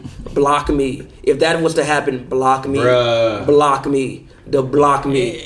The reign of terror I would unleash on the timeline would be some shit to remember. By the way, if that happens, KD is GONE. Yeah, and Steph is a privileged Steve Nash. No, he's not. Yes, he is. Get the fuck out of He's here. overrated. You can't. He's overrated. How you overrated with 3 rings? Privilege. So that means Kobe Bryant is an overrated fucking goddamn No. Sidney Moncrief. No. Yes. No. Yes. No, it doesn't. Privilege. He played with Shaq. Privilege. No, but he played with Shaq. yeah, Privilege. but yes, Shaq hold is on. an overrated fucking. No, but Shaq no, is an but- overrated no, but- goddamn no, but- Robert Parrish. No, if that's but- the case. No, but Kobe Bryant. Privilege. No, hold Privilege. on. He played with Hold on. Kobe. Fuck out of I here. don't Hold know on. if I agree with that. Hold When you on. use his argument against him, No. he can't never respond to it. No, but Fuck Kobe outta Bryant here. also might be the most skilled guard ever. Steph Curry the also best might shooter. be one of the most skilled guards No, ever. he's not. Fuck out No, of he's here. not. He's the best Stop shooter. that. Best shooter. Stop that. Best Really? shooter. You don't respect Steph's skills? Huh? Have you not He's seen his good, he's pregame? good. I mean, I'm sorry. Have you not seen his pregame drills? The shots? Yeah. No, not He the can shoot. shots. The dribbling, the He can execution. shoot. He Stop can dribble. it. I'm back Stop over it, there. bro. He can dribble. I'm back over He can there. dribble. He cool. He can dribble. I think Kemba's a better ball handler. I think Kyrie is a better ball handler. Kyrie, yes. Kemba, no. Kemba too. Kimba, no. Yes. Stop. Yes, Stop. with Kemba. Kimba can't even score 27 a game, G. Steph He Curry averaged scored 25. 27 in his sleep. Yeah. 'cause All he them can shoot. goddamn moves and He he can can't get no shoot. points. Fuck out of He here. can Weak as hell. Kimba averaging Kimba 25. doing all them goddamn moves and can't get the 28, 30 a Averaging game. 25. And you disrespect the AI, talking about AI better than Kimba Walker. You should leave. Nah, I think Fuck outta Kemba. here. Nah, I think Kemba just as skilled as No, he's AI. not. Tell Kimba to get, like I told you with Kyrie, tell Kimba to get his numbers up. I mean, yeah, Kemba's taking. Tell I think, Kemba to get what, his 20. numbers up. You could put Kemba on the same level as AI. Yes, he Skill-wise, did. yeah. Exactly. You, I think that we had discussion. I think Hashtag go home, Pavy. Hashtag go home, Pavy. I think that a lot of guards have expanded upon the foundation that AI laid. No. AI was out there taking 27 shots a night, bro. So what? Now look, I understand it. Really wasn't nobody else there to shoot the ball. Kemba's not crossing Jordan. Kemba will mix Mike. Oh, Kemba will That's the mix name of fuck this out episode. Mike. That's the name of this Kemba will Mix the episode. fuck out of Mike. That's the name of this Kemba will episode. Mix the fuck out of Mike. The fuck out of here. Kemba will mix the fuck out of Mike. Kemba will mix Mike ass. Take his ass straight to the rim. Now Mike will give him 40, but Kemba will mix the fuck out of Mike. Fuck out of here. the mic now. No, prime Mike. Let's literally name this episode Kimba will mix MJ. The fuck out of here. You wild as hell. You wild as hell. You trying to make his point right now. He would. How you He asking? crossed his ass over. What you mean? With what move? All of them. Pick one. I will pull up the highlights. Kemba Walker, G, hold on, wait. We gonna watch Kemba Walker crossover mid show, and I'm gonna show you the move he'd destroy No. Mike with. I'm gonna show you the move. Wait a minute. So I'm clear. Kimba Hurley Walker will cross up MJ. Yes. No. So I'm clear. Yes. Kimba Hurley Walker will cross up MJ. Yes. How? This. He Drop mixing his ass off just like this. He mixing He'll up drop his MJ? ass off just like this. He mixing up MJ? Yes. Bing bing. Look, Kimba will mix up MJ. This big dude. Let me Move. see. Drop his ass off just like that. Where Mike going? Doing the same exact shit. He'll drop his Negative. ass off too. Negative. He'll drop his ass off too. Michael Jordan, if you resign Kimba He'll drop Walker, his that's ass off, disrespectul, too. G. Shout out Mike, the GOAT, but he will mix his ass up too. Fuck out of Negative. here. Fuck out of here. And that person was 6'10". Okay. Like, Top 20 probably crossovers 17. 2017. 2 years Let me see ago. one more. 2 years ago. Let's see. Wow. Let's see. This is the Chinese league. China. Come on, bro. Yo, blasphemy. Come on, G. No. Come on, G. That has he? Did you That record has he? that? So Kimba, Yeah, has he? hold on. Go, wait, whoa. You see that Got him move? about it. He can't cross him. Sorry. Dame, same level defender as MJ. He can't get crossed up. Wait.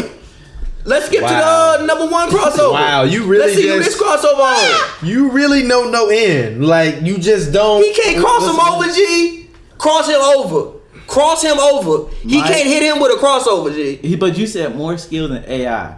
I think he's just about as good as AI, yes. Do you know how many shots AI was taking the game, bro? If you give Kemba Hurley Walker 27 shots, he can't get you So 30. he's a better shooter Yeah. than AI. Shooter? About even. Handles? Kemba's expounded upon AI's handles. AI was no look. You do good, no. No look. No. That's the third one, bro. AI was the best ball handler for his time, and people have come along and expanded upon what AI did. You are dropping some spicy They ass have. stuff, boy. No, look. Obviously, AI. No, look. Yeah. Obviously, AI's legacy is far and away what Kemba's probably will ever be, and what he meant to basketball. Okay. Oh, for But real? I think a lot of guards have expanded upon the foundation AI laid. Go home, man. Yeah. Go home. Listen, Yeah. let's talk about the Celtics. I'd rather hear you talk bullshit about Kyrie than that's a hot breath ass take. Nah, bro. That's a hot breath ass take. Bro, look. That's a Look. hot Look. ass take, boy. Look, Fuck out of here, wait. boy. The year. Hot ass take, boy. Hold on. The year AI won MVP, 2000, 2001. He was taking 25 shots a night. Gee, the man 18, 17, 22 shots a night, 24 shots a night, 25 shots a night, 27 shots a night, 23 shots a night, 23 shots a night, 24 shots a night, 25 shots a night, 20. It's so hot Like, and hurt. bro, and then Kemba. Hot and Kemba is taking, in his prime, 18 shots, 17 shots, 20 shots. They give you 25. They give you 25 points. He got a hot take. Fuck out of here, boy. Little noodle neck ass out of here. Hot neck ass out of here. No. Noodle Stop neck is that. hilarious. Stop that. Stop. What? Just a little bit. Hot take What? ass out of here. Fuck What? out of here. Stop. I'm sorry. I think you can make an argument that he's just as skilled. good. As skilled. I think you can make that argument. Shout out Kemba Hurley Walker. He would have put that move on Mike. Mike would have been down at the other hole. Dunking. You off that Colombian No, cocaine. Mike would have been strapping up them goddamn 11s. Lacing them goddamn 11s back up. That's what would have happened. He'd have been lacing them goddamn 11s back up. And then he would have came down and probably dunked on them at the next end. But he'd have got that move first. So what the fuck would have happened? Wow. Kyrie and mixed Mike too. Wow. Okay. All right. Kyrie is a little bit more acceptable. At least he got a championship ring. the fuck they gotta do with crossing He matched somebody over LeBron James in a What they 40-40. gotta do cross somebody I've over? seen him. What they gotta do cross somebody over, bro? I've seen him cross endless individuals You and seen take that. Kemba cross? What happened? Kemba literally tore D-Rose fucking MCL on a crossover. He sprained his ankle actually, but that was the last game he played and ended up with a torn MCL a week later. So, anyways, how do the Boston Celtics fix their trash ass team? I think they fixed it. And Kyrie being a weak ass I think they fixed it. superstar Captain. going into the playoffs. I think the game against Indiana was like a foretelling of what the playoffs gonna be. They're gonna sweep Indiana. They're gonna sweep them or beat them in They're gonna 5. lose Indiana. I called Nah. that too, by the way. They're gonna sweep them or beat them in 5. When it just comes down to winning time, man. Like who on Indiana do you throw the ball to? Indiana honestly lost both of those last 2 games because of poor defensive execution. They're not gonna do that again. Okay. They number one left Kyrie on 2 double teams, leaving him wide open going to his right hand. No, stop. Okay. It's not You happening. don't get a Hezzy no love? It's not happening. Hezzy again. don't get no love It's not from the you? Hezzy. It's bad The Hezzy defense. don't get no love it was from you? bad The defense. Hezzy didn't help with the bad It was defense? very clearly. The Hezzy didn't help with the bad It was defense? very clearly. The Hezzy didn't help with It that? was bad The Hezzy defense. didn't help with that? No, it was bad Okay. defense. It was Miles Turner being more worried about Domantas Sabonis hitting the 3 than worried about Kyrie. Domantas Sabonis. They play on the same team. I'm sorry. It was more about. I'm sorry. It was no. It was Al Horford. I'm sorry. It was more about Miles Turner worrying about Al Horford. Is that not a real worry? No. Al Horford can't hit that shot? No. Why are you worried about Al Horford hitting the game-winning 3 with 1 second left on the clock instead of fucking Kyrie Irving driving to the basket getting a layup? I mean, you can't just leave Al Horford open though. No. You can't just leave Al Horford open. Look, if they had a little motherfucking ESPN spot track, whatever the fuck extra advanced analytics they have where they showing the shooting percentages, Kyrie Irving layup probably say like 60%. Al Horford top of the key 3-point shot probably say fucking 38%. No. Celtics No. are the biggest letdown this year. You know they might win 50 games though. If they went out, they win 50 games. Might ain't the same, bro. And look, I think we all like over. I think we all didn't really take into the account the fact of chemistry. Like you adding in 2 guys who used to being stars and used to taking 20 shots, and now you tell them that we can't do that because we got all these other guys who also need shots. Like the Celtics have 1, 2, 3, 4, 5, 6, 7, 8 guys all taking 7 or more shots a night, and Gordon Hayward taking 8.7 shots. you know Gordon Hayward's not used to getting 8.7 shots a game. So you got guys who in different roles, in different positions. Also, that this is still a very, very young team. Oh, so it's excuses, okay. No, look. Like, you act like he didn't play with them last year. Still, yeah, that's what I was going to say. You act like he got traded. Who, Hayward? No, you act like Kyrie got traded this year. Nah.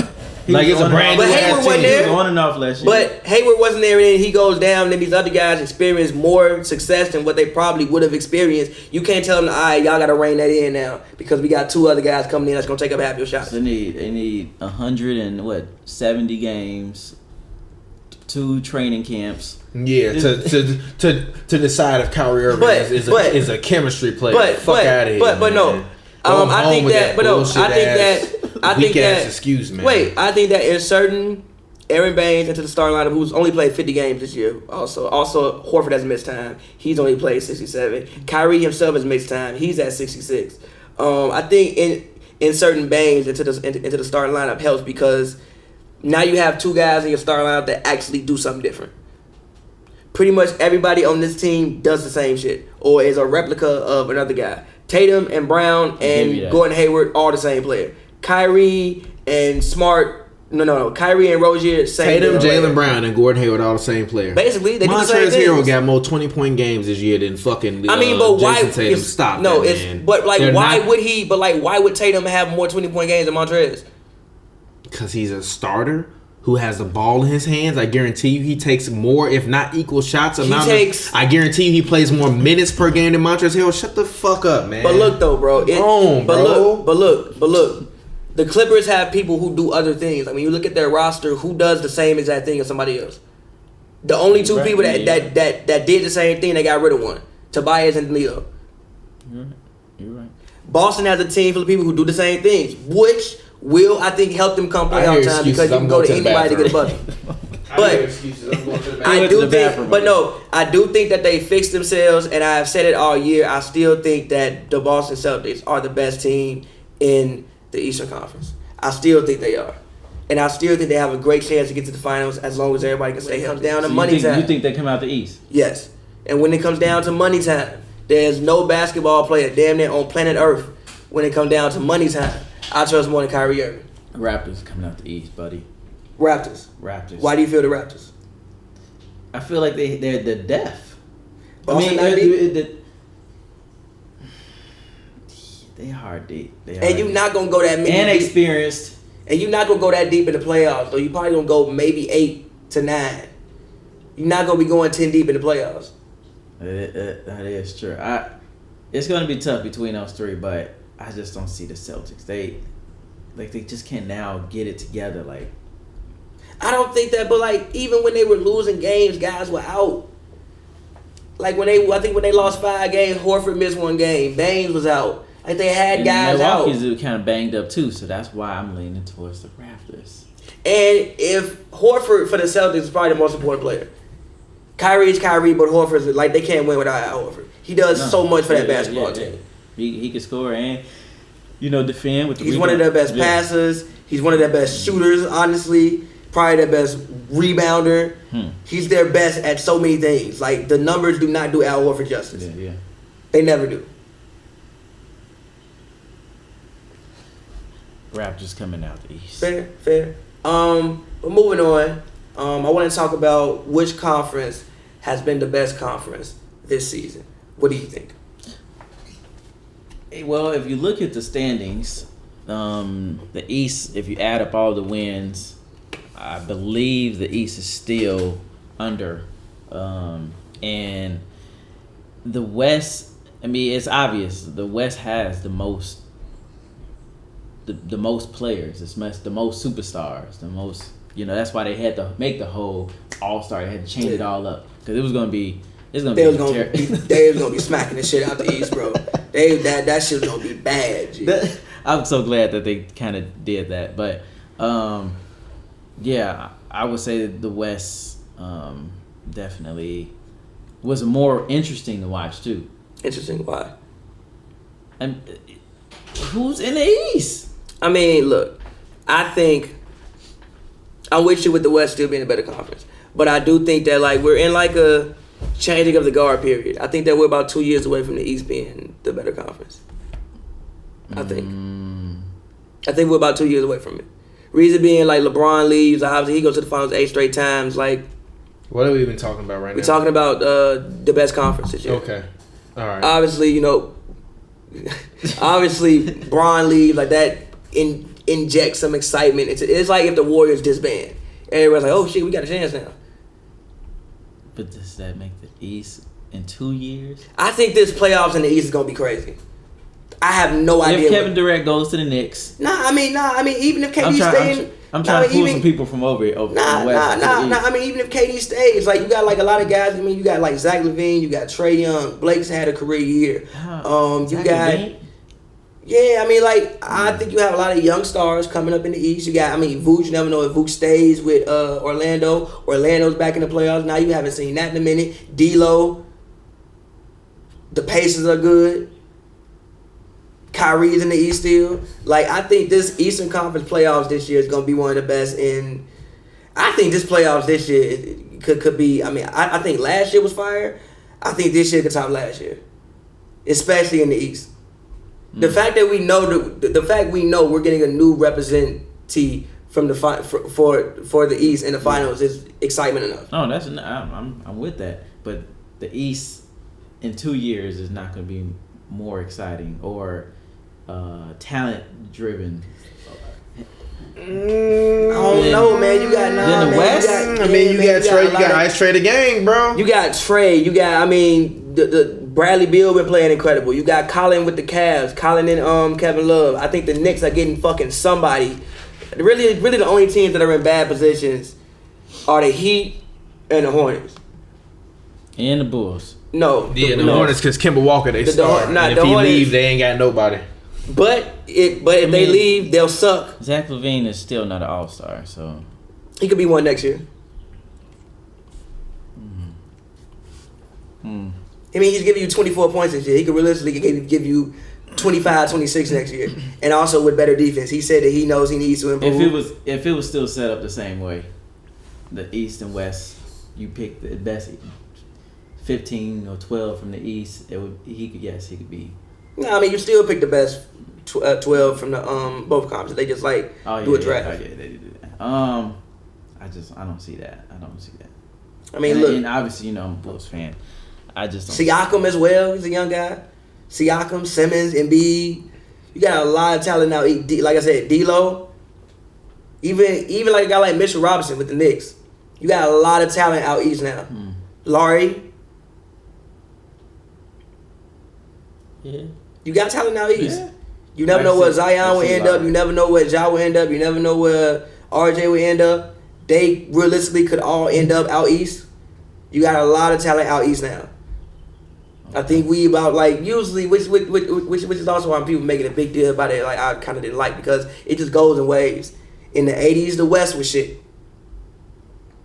In the '90s, the East was. In the '80s, the West was shit, and the East was dominant conference. That's why the Lakers just ran through that shit damn near every year. It was fucking terrible. The best team you had was the Rockets for like a year until Ralph Sampson couldn't recover from his injuries. Mm-hmm. Then you had the Mavericks, but with the Mark Aguirre led Mavericks, who had some good teams, but whatever. Then the '90s, I want to say the West in the '90s. Then the early 2000s. I mean, so it just goes in waves, and I think we just get to that point where it's gonna be the East turn to be the best conference. I mean, I don't know about that. I think it depends on just the pendulum depends on if Kevin Durant stays in Golden State. If he stays in Golden State, then you have a situation where they're going to continue to rain down hell on the NBA until one of those guys get old or hurt as fuck in the future.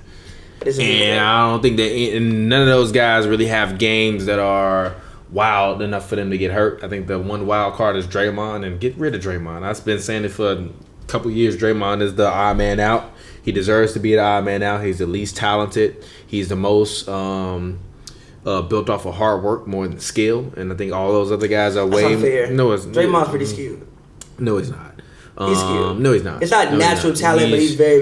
He's Patrick Beverly if Patrick Beverly was 6'7". I'm starting to question your idea of skill. Yeah, he don't know what the fuck skill is. He really don't know what skill is. No. He dead ass don't know what that shit is. I think Draymond's a good passer. I mean, even rebounding is a skill. You got to box out to be that size and put up his numbers. He's pretty skilled. To be that size and be that good defensively, it's a skill. It's a skill. No, it's not. It's not a skill. It's not a skill. You gotta know how to box out. He's 6'7" Pat Bev, and I got respect for Pat Bev, so I'm not disrespecting Pat Bev. Pat Bev is pretty skilled. No, I'm not disrespecting Pat Bev. This is actually a compliment to Pat Bev. Draymond won Defensive Player of the Year and is perennially known as one of the best defenders. But Draymond, if we're talking about players and options in terms of expendable options, Patrick Beverley is an expendable option. Draymond not really. Green For the Clippers, not really. Yeah, for this team. But if he was on any other team with a true star on it, he would be expendable. Draymond Green is expendable. If they decide to trade Draymond Green and for some bench players and bring back and keep Boogie, I'm fine with that. Warriors gonna be back. Like, I mean, you still gonna be fine. Like, it just depends on where Kevin Durant goes. If Kevin Durant says, I like this, I want to keep winning, I want to try to win 6 in a row, then great. That's a personal challenge that all of them gonna have to take, especially now that Steph is locked up and Klay is gonna be locked up and you can potentially keep KD. The reason why we heard Draymond didn't want KD and was saying what he was saying to KD was because he was, you taking my money. Yeah. Well, if the money's gone, you're gone. Yeah. You're not that valuable. Everybody knows it, including Draymond. Him not making the All-Star team this year was the worst thing that could have happened to him. Yeah, I think he's the second most valuable player on that team. I think they can win more games without Kevin Durant than they could without Draymond Green, even as it stands right now. But I think Kevin Durant's the best player that they have right now. Yeah, but I still think that Kevin Durant's the best player on the team. But I think most valuable is a tie between Steph and Draymond. When Draymond plays great, you know it, and when Draymond is ass, you also know it. When Draymond is ass, the Warriors don't look good. Yeah, because he's ass and he's out there wasting possession, scoring fucking 5, giving you 5, and 3. Like, that's not when he's ass. That's why when he's ass, because he's literally and he can't shoot. It's a joke. We all make jokes about this man shooting like he got a fucking backpack on. Stop. Like, how many guys in the league that you can find can do exactly what Draymond does? It's very few. You don't need anybody to do Draymond does. You got Steph Curry, Klay Thompson, and Kevin Durant. Man, stop that. They're all better without the ball. You're wild, big fella. You're wild, big fella. That's the only one that's better with the ball. You're wild, big fella. You must have forgot when Steph Curry was averaging 7.5 plus assists. And he was, losing the first round? That wasn't MVP Steph. He was an all-star. That wasn't MVP Steph. That was early Steph coming off ankle injuries. Yeah. Come on. That's not the best version of Steph Curry. The best version of Steph Curry is when Steve Kerr got there. So you're telling me that the best version of Steph Curry right now won't be able to give you 8 assists a game? Yeah, but I don't think shut the fuck up. But hold on, wait. Yes, but that's not. But Steph holding the ball and playing the point guard position isn't the best version of Steph Curry. If Klay Thompson and Kevin Durant still on the floor, you telling me they gonna have problems? Look, really? Listen. Come on, man. If we talking about the true definition of what a point guard is, I don't think Steph Curry is the best point guard in the NBA. Now, if you're talking about shooter, if you want to put him at the 2 guard, like when Glasses was here, if you put him at the 2 guard, he might be the best 2 guard in the league. He's been playing 2 guard for the past 4 or 5 years, for the most part. So again, and he's easier to guard with the ball. You just put somebody big on him and run him off 3-point line. But when he don't have the ball, it takes much more focus and it's much harder to guard that man. When he run around 9 million fucking screens, much harder to guard that man. Who in the league can you get? Unless you want KD to do what Draymond does offensively, which will work. But then defensively, who's going to do what Draymond does? Draymond is still a top 5 defender in the league. And the one thing about the Warriors, like, yeah, the offense is cute, that's great. But when they're winning championships, because the defense is also, they're one of the best defensive teams in the league as well. When they went 73-9, didn't they have the best defensive league, if I'm not mistaken? Montrezl Harrell couldn't replace Draymond Green? No. I'm sleep. No. I'm sleep. No. All right, anyways, getting close to getting out of here. All right, let's go ahead. Let's wrap this up. Zion, Duke. Obviously, we talked about him in the last episode. We had arguments. Larry Johnson 2.0. Easy. What are your thoughts about Zion? Really quickly, we got a minute left. What do you feel about Zion and where he's going to go? He look like I think that's like Larry Johnson is a great comparison for Zion. No, he's not. I think that he's a guy who can probably get you 20 and 10. But he's going to need a point guard to give him the ball. He's an undersized power forward, but I think that he'll be good. He has an extremely high motor. Like, we were gonna do the he is a candidate for why you play so hard, bro. Every play he plays extremely hard. So I have no doubt that he'll be a good pro. I don't think he's the best player in the draft. I think Ja Morant is, and I think that RJ Barrett can maybe be a better NBA prospect than Zion. I say the same. I think once he gets into the NBA and goes against those bodies that's similar to his, it's gonna change. Better than LeBron. That's you can't just better than LeBron. He can dribble already better than LeBron. No, he can't. Yes, he can. He really can't dribble that well. He can't really dribble that well. He doesn't really dribble. He just runs over people going to the rim. First of all, he walks around because everybody's littler than me. Hey, look, if I'm playing with everybody that's littler than me, then of course I'm gonna fucking run him over. He do walk around the court with his hands, so he do walk around like this. Like, bro, calm down, G. We don't need to calm down. Calm down, G. Don't hit me, bro. Don't hit me. But anyways, if you've been listening to this on Dash Radio, shout out to you. This is the end of the episode. We will get up with you guys come playoff time.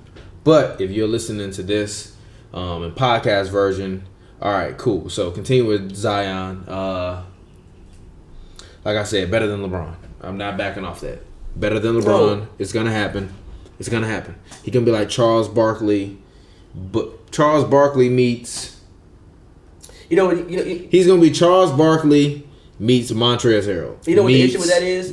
In Charles Barkley's time, for his position, he wasn't that undersized. He's not that undersized now. He can jump over everybody. That's dope. You're not gonna be able to jump over everybody. He's blocking jump shots from the 3-point line. Listen. He's blocking jump shots from the 3-point line off of reaction. Not even like straight up like man on man. Not like man on man. I'm on you and I just jump up. Like I mean like somebody threw you the ball. I see the ball. Let me take 2 steps and jump as high as I can and tip the ball. Listen, like, I think that he should be a great defensive player from day one. I think he should make multiple all defensive first teams. I think that his defense would be the best asset that he would bring to a basketball team.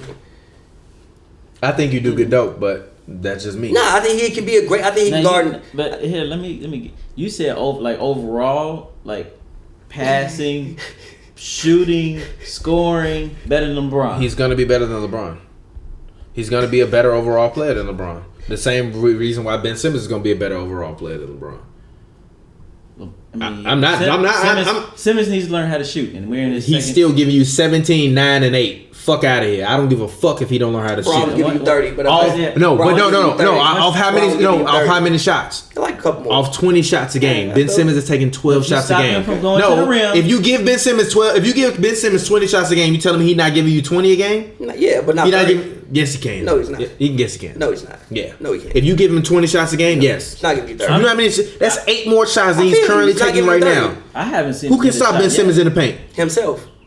No, who can stop him in the paint? He got to get there first. Huh? He got to get to the paint first. No, he don't. Run the man like a fucking power forward and give him the ball 20 times a game, 25 times a game. I'm a W. Huh? I'm a W. So, he's one of the fucking best passers in the NBA. I just said he's a better passer than James Harden. That's great. Pass it out. He gonna still give you fucking 25, 10, and 8. And probably 10 on the boards. That's not 30. Remember this. I said it before. Okay. When Ben Simmons averages a triple-double, remember I said it. I mean, he's gonna do it. He's gonna do it. He can do that. Yeah, he's gonna do it. And he's gonna average a triple-double, give you 25, 26 like Russ did. And no threes. You're talking like one game. No, I'm talking about for a season. No. He's averaging 17. No. I think, hold on. Actually, let me look. I'm gonna look up that. Embiid would have to not be there for him to average a triple-double. I disagree with that. I think Embiid would take away. I disagree with that. Ben Simmons right now is averaging 9 points per game, 8.9 total rebounds a game, and 7.8 assists. Stop it. Okay. Stop it. And he's taking this season he's taking 12.2 shots per game. Okay. LeBron in his rookie year was taking 19 shots a game. Also, he probably second year 20 a game. Also, he probably won't average a triple double because it's too many people to take the ball out of his hands. His teammates are too good. No, he's gonna average a triple double. He's averaging 8.2 assists right now. Yeah, I know, but he can't average 2 more assists. His teammates are really good, bro. Like that takeaway possession from Ben Simmons. You sound crazy as hell. Tobias and Jimmy going out there and set up their own shots. Yeah. Hell no. What the fuck? Hell no. Yeah, motherfucker. Doc even complimented Tobias earlier this season on him being able to create better than he did when he first got there. Hell no. So he can't create his own shot? Stand your ass out there and create corner. Shoot them goddamn threes. He can't create his own shot? I ain't sitting out there. Yeah, and then you complaining to me, telling me that he's shooting too many goddamn threes. He does. But same time. That's when he's creating his own shot. But also, hold on, wait. If you come down and you dunk the ball in the post and tell everybody move away, that's not an assist. That's dead ass, not an assist. If we run a punch 5, dunk the ball in the post, y'all want to the other side, which they need to do for Embiid. Ben Simmons is not getting no assists. His teammates are too good for him to have. He's not getting them now. Embiid is not solely scoring predicated off Ben Simmons. Embiid is scoring because they giving him the fucking ball. Which is why I'm saying he's probably not going to average 10 assists. That is true. He will. How? What the fuck do you mean? His teammates are too good. He's averaging 8.2 assists right now. He could average 10 assists right now. If JJ Redick can give you 16 a game, Ben Simmons gonna get 5 assists easily a game. Yeah, but he's probably the only person who takes their own shot. And the way they stagger the lineups, Ben Simmons gonna be out there usually with Jimmy or with Tobias if both of them stay. If they both leave, what the fuck you mean? It's back to Ben Simmons and me. Their teammates too good for him to have his team. No. I don't know if he'll average 10 assists. You talking about now? This man Ben Simmons is, how old is he? 22 years old.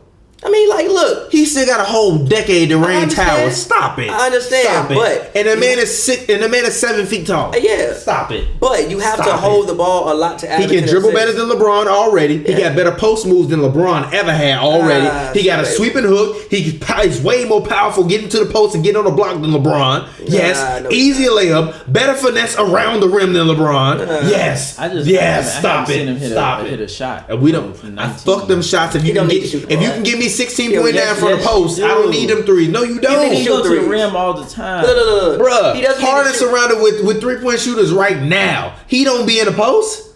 He doesn't. He don't be getting the Harden. Like you said, Harden got what? 3 moves? 2 moves? Maximum 3. Ben Simmons got 2 moves, and they all in the post. Yeah, like you don't really need a 3-point shot. No, I'm not saying a 3. I haven't seen him hit a 19-footer. You don't need him to, bro. Did you need to see Shaq hit 19-footers? He's not Shaq, though. He don't need to be. He giving you 9 rebounds and 8 assists. Why do he need to be Shaq? Yeah, Shaq give you 8 assists? Huh? Shaq give you 8 assists? He could. He didn't. All right, he didn't, but he could. Let's get ready to end this shit, bro. Get the fuck out of here. He could. He could. If you put shooters all around Shaq and say, hey, we gonna run through the ball, pass the ball. He could. They was practicing putting all a bunch of people on him in practice too. He just stuck on people with 3 people on him. Yeah, but he always had a point guard with him. Like, so you should tell me if you like put Dwight on those like Orlando. Ben Simmons is the fucking point guard. Do you not understand the concept? I understand what you're saying. Do you not understand the concept? I get the concept. The concept of what I'm saying is that this guy is the fucking point guard. He's still giving you 9 rebounds. Which you telling me if you tell Ben Simmons go out and give me 1 more rebound a game, he ain't gonna be able to do that. I get what you're saying. What I'm saying is stop it. When he averaged 20, 10, and 10 next season or the season after, you remember I said it first. Look, and he gonna give you a block and a steal a game. Fuck out of here. He very well might. Ridiculous.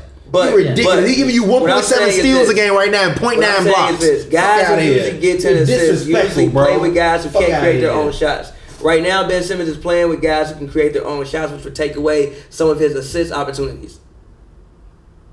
For instance, Steve Nash, right, when he's on the Suns. If you look at that team, who could really create their own shot? Like Amari wasn't really great in the post at that point in time to be a shot creator. What was Steve Nash's position? Point guard. Alright. But he was playing with people who couldn't create their own shots. He had no dominant scorer with him. John Wall, he's averaging 10 assists. Amari Stoudemire couldn't get his own shot? At that stage? Later on, sure. But a lot of his stuff came off being assistant. This is part of my problem. No, this is part of my problem with you. This is literally part of my problem with you. You ain't watching enough fucking basketball. Because I used to watch them goddamn Suns games all the time. Yeah. Coming up as a fucking kid. And then Amari Stoudemire could create his own shot. He could. Anybody could throw Amari the ball. He could. Amari right now, the big 3, throw Amari the ball. What is wrong with you? Dreadhead Amari out there can score. He could. He could, yes, later on. But early on, a lot of people was in the pick and roll. Was it not? Because he playing with fucking one of the top fucking 5 point guards of all time. It was no other dominant scorer there. If Amari playing with Russ, he not running pick and roll all game long? I mean, yeah.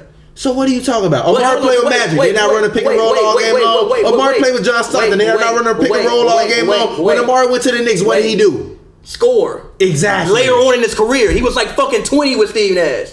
Was he not? He was 20 the whole time? He was still very fucking young. Now later on, obviously, sure, but Steve Nash didn't average 10 assists every single year. The year Shaq came there, he didn't average 10 assists. Want to know why? Because you got to give Shaq the ball and move the fuck out the way. I wish you would have had league pass when you was younger. You talk like somebody that didn't have fucking league pass. The year Shaq came there, he averaged 8 assists. You talk like a motherfucker that didn't have league pass until he was in his 20s. Motherfucker, the year Shaq came there, he averaged 8 assists. Motherfucker, the year Shaq came there, he fucking Steve Nash. He averaged 8 assists. Because you had to get the ball to Shaq and move the fuck out the way. Shaq averaged 8 assists? No, Steve Nash averaged 8 assists. Because you had to get the ball to Shaq and get the fuck out the way. He didn't average 10 assists every fucking year. Is what I'm trying to tell you. He didn't average 10 assists when he was on the Mavericks. Yeah, because you got to get the ball to Dirk and move out the fucking way. What I'm telling you is Ben Simmons is playing with other dominant scorers, which will take away some of his assists. Bruh, Usually he's people playing with 3 other dominant scorers and still averaging 18.2 assists a game. How can you rationalize that? What I'm saying and is all for him 3 of those other guys can handle the ball. How are you exactly why I don't think he'll average 10 assists? Why I'm That telling doesn't you. make sense. He's yes, giving you 8 a game right now. You No, it literally doesn't. telling me as to why he's probably not going to average it. No, I'm if not Embiid telling you says, why. give me the ball. He's Joel doing Embiid it on right the block. now. And it's going to continue All these because other those guys guys are are going to get better. doing it right now. He's gonna get better when he learns how to hit a 3-point shot. Bruh, you say that as if he's gonna. Hold on, wait a minute. Hold on. So you telling me Ben Simmons never not gonna get better than he is right now? Yeah, he gonna get better. Just shut the fuck That's up not and the sit point, down. though. Shut your ass That's up not the and sit point, down, bro. That's not the point. That is the point is he plays with other dominant scorers who you have to give the ball to and move the fuck out the way. Question. When Ben Simmons is holding the ball, or he's not holding the ball, and those other dominant scorers have the ball, and people sag off Ben Simmons and those other dominant scorers because the other people are sagging off of them and they playing them more than dominant scorers, you can't throw the fucking ball to Ben Simmons right now because he can't hit a mid-range or a goddamn 3-point shot. If he learns how to make any one of those shots, his passing lanes immediately open up because when you throw the ball to fucking Ben Simmons and you gotta count for him in a 19-foot shot, he pump fake, one move to the rim, ooh, open 3. Shut your ass up. What the fuck are you talking about? Steve Nash, the reason why you're not scoring that much with Shaq, because Shaq big ass was too goddamn old and too fat to pass the fucking ball. We talking about Ben Simmons, Joel Embiid, Tobias Harris, and Jimmy Butler versus the fucking 40-year-old Shaq. What are you talking about? Listen, bro. What are you talking about? What I'm trying to tell you. What are you talking about? Steve Nash never averaged that much assist when he was playing with Dirk. Stop it. Joel it. Embiid, you're not gonna get an assist off that. That does not make sense, bro. Joel Embiid is posted up right now, dribbling the ball and giving you 4 turnovers a game right now when Ben Simmons is still out there on the floor averaging 8.2 assists. And he gonna keep Joel Embiid gonna get better. Tobias Harris gonna get better. Which is why Jimmy Butler gonna get better. No, that's why he is. No. Surround the man by shooters and guys that can make a play. All you need is one dribble and one move to get an assist. What are you talking about? Ben Simmons is not going to have the ball. That's not true. He still has the ball at the end of the game. He can't shoot. That's why they lose at the end because he can't shoot. That's not what when he learned how to shoot. It's a whole other game. Look, the ball's not in his hand, right? Yes, exactly. So he can't get the assist. What I'm saying is usually guys who have highs like fucking Chris Paul, right? Oh, who playing with like Chris Paul was giving you 10 with the Clippers, right? Want to know why? Because at that stage, Blake and DJ couldn't create their own fucking shot. He was playing with guys who couldn't create their own shots. Ben Simmons is on a team full of people who can create their own shots. By the way, when Amari left Phoenix, he was 27. So don't tell me he was in his 20. He was 20 years old the whole fucking time. Yeah, I think that he But hold on, wait. Do your Googles, B. Yeah, look. He was 27 when he left. He scored 25 the next year and then fell off the goddamn face of the earth after that. They already knew he was damaged good. That's why they let him go. Yes, but hold on. Yes, but listen. Stop that, I think the best version of Amari as a basketball player was that one year he was in New York. Are you on dope? It was. He was averaging fucking 30 before Melo came and fucked it up. Remember he was an MVP candidate? He was.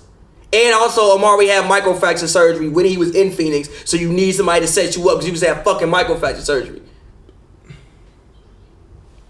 Steve Nash played with a lot of guys who couldn't get their own shot. When he played with somebody else who could get his own shot, Dirk, he didn't average 10 assists. Because you're going to throw the ball to Dirk and move out the way. Amari scored more points, I believe, in his first year playing with Steve Nash than he scored in New York. Well, yeah, because he's setting the man up.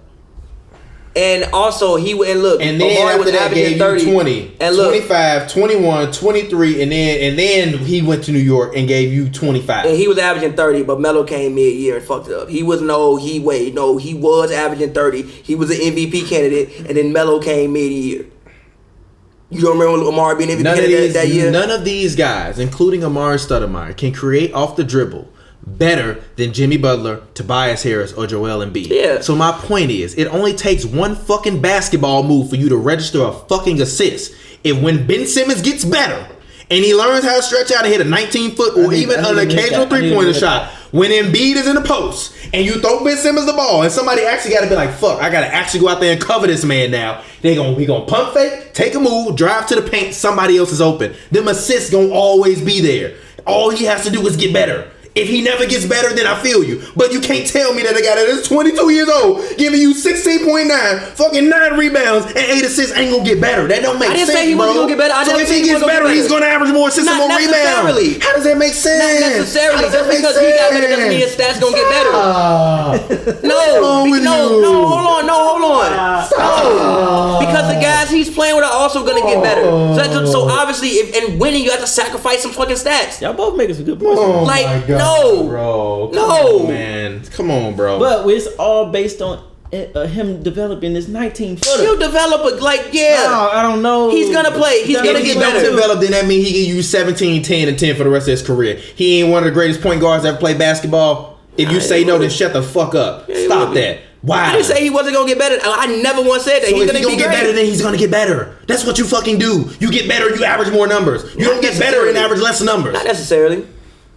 When you play with better people, you average less. Like for instance, he's playing with good people right now. Wait. For instance, is he not playing with good people right now? Wait. For instance, KD's best years were in OKC. He averaged 35. No, his best years weren't in OKC. Yes, they do. No, stop that. The year he averaged 35 is his best fucking season. 32 is his best fucking season. Okay, so when you know what? You know what? I'm not even mad at that. Yes, motherfucker. No, I'm not even mad at that. But he got better. I don't know. He got better. I don't know about that. He got better. He's a better defender now. I think he knows what. Kevin Durant says he's better at playing the game of basketball. I don't know if he's a better overall player than what the fuck does that even mean? No, he says all the time, I'm just trying to get better and learn how to play the game of basketball better. I don't care about the numbers. So, but we got to listen to what I'm saying.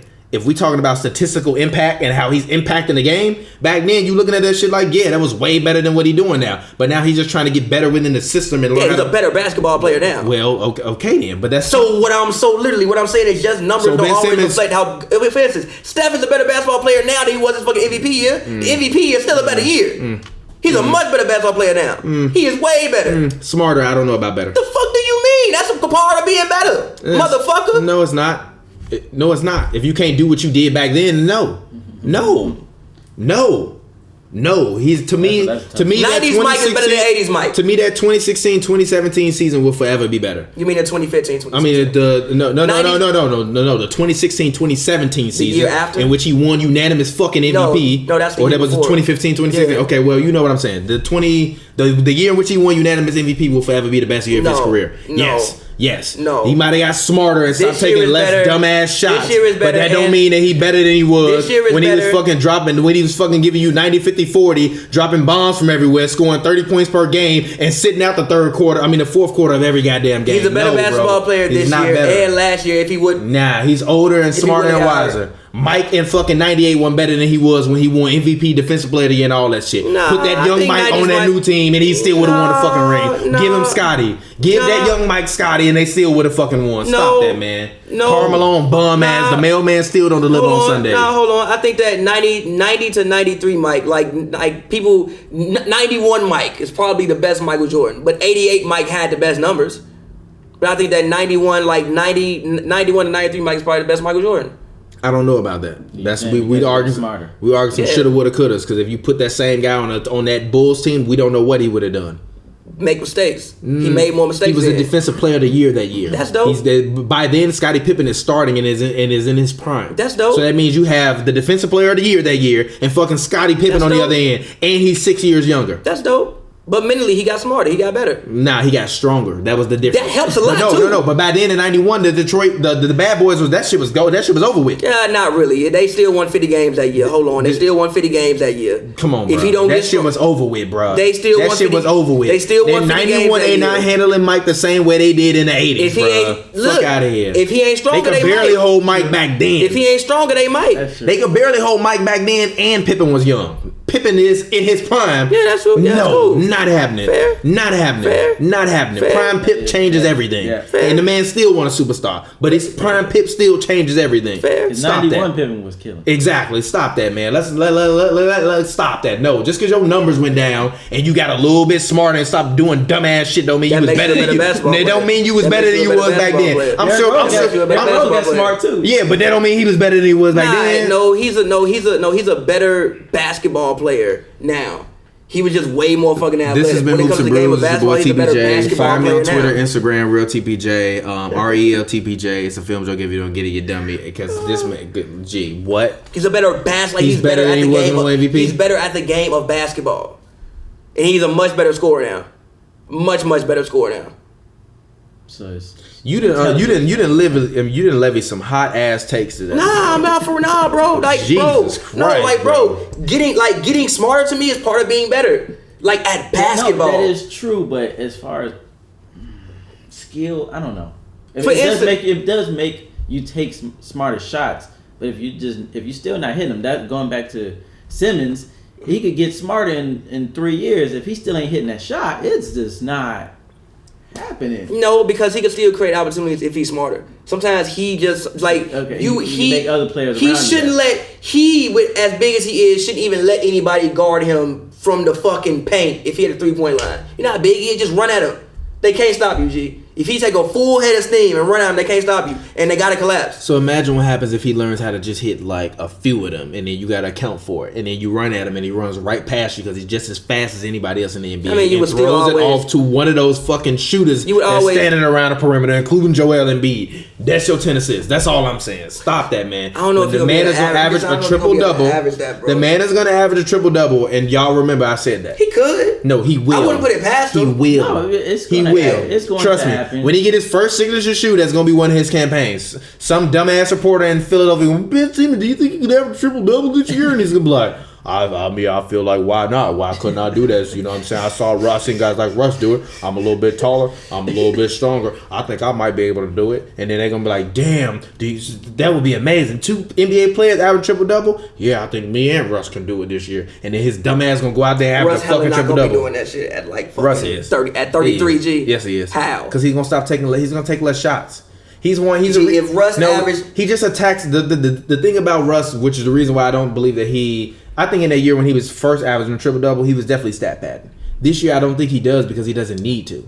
I agree. He's figured out in ways where he can just maneuver through the game and pick up numbers easily. That's the same reason why I say the shit that I say about LeBron. LeBron can maneuver through a basketball game and accumulate statistics. It's not that hard. He's smart And that's enough what you're talking and physically about. gifted enough for him to be able to accumulate stats.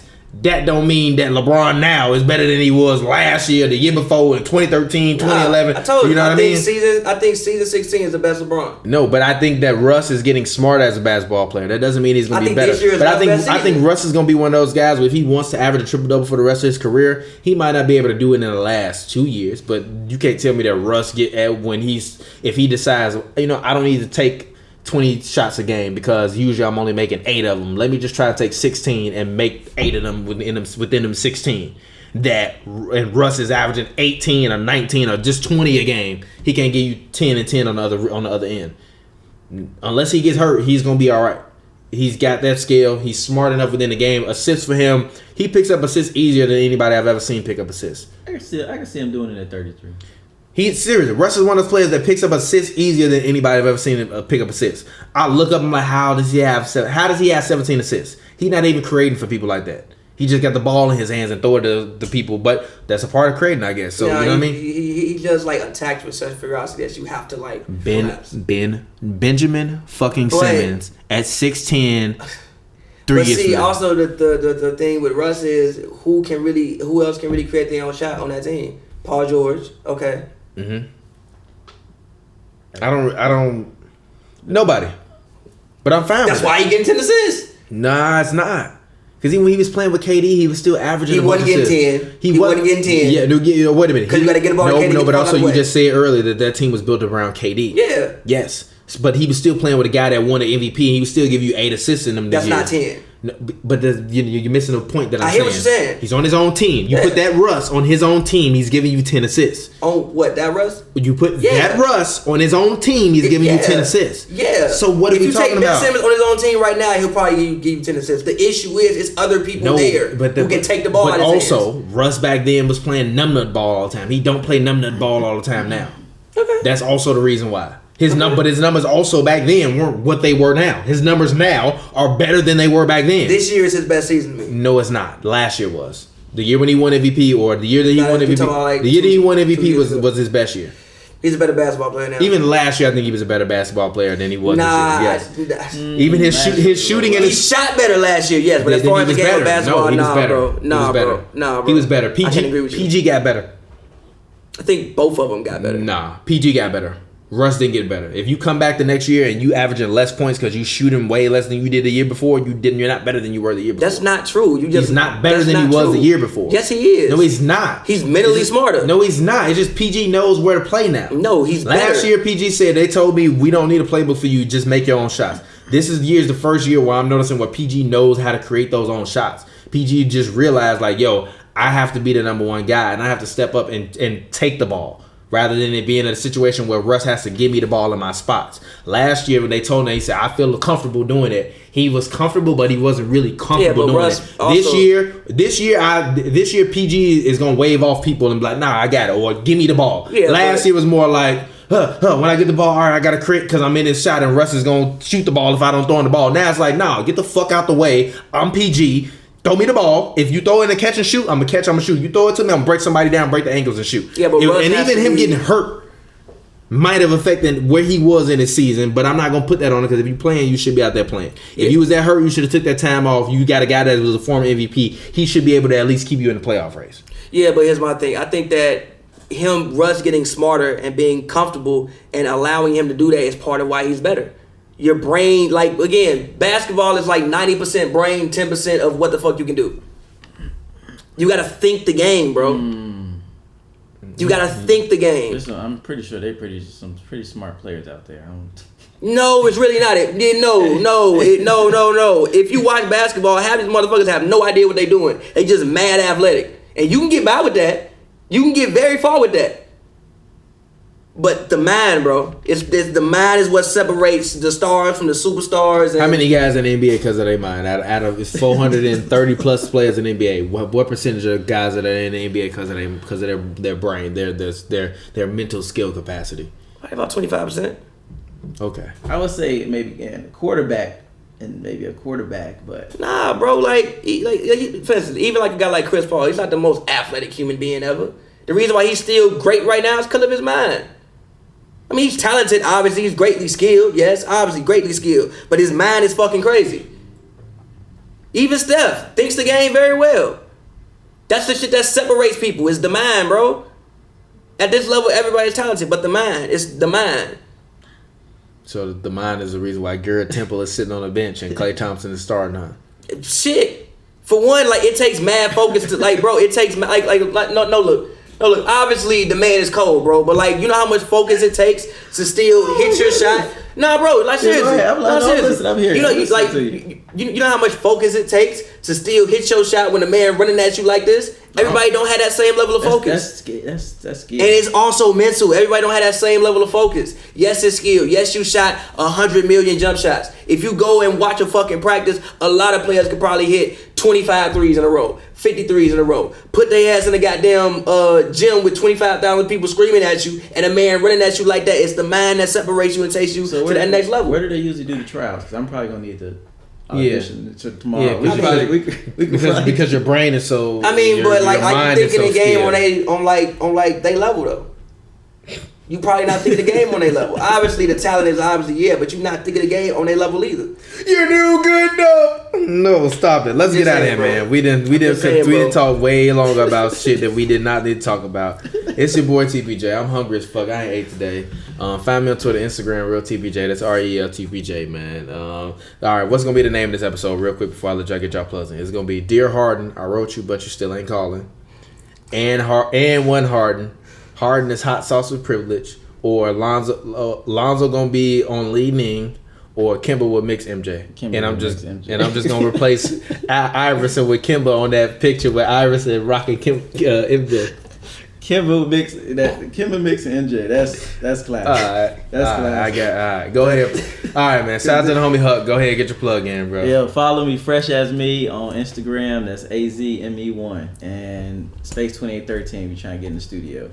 As always, man, follow me on Twitter at Pavy World. That's Pavy World, all one word. My new single, Love For You, is out right now. Spotify, Apple Music. Make sure y'all go check that out. Yeah, go get that, man. As always, Hoops and Brews. Don't drink and drive, motherfucker. If you're over 21, drink responsibly. If you're under 21, or unless you live in Canada and you're 18, you better not be fucking drinking. Don't do it. It's wrong. Yeah, man. Shout out to the Clippers for allowing us to cover them during the season. Hopefully we get some Clippers, playoff coverage. If not, we're going to keep it rocking through the playoffs. Shout out to LA Sparks. Yeah, exactly. Oh, yeah, we also covering the LA Sparks now. Shout out to the homie Eli Horowitz, Coach Horowitz on Twitter. Coach Horowitz 13, I think, on Twitter.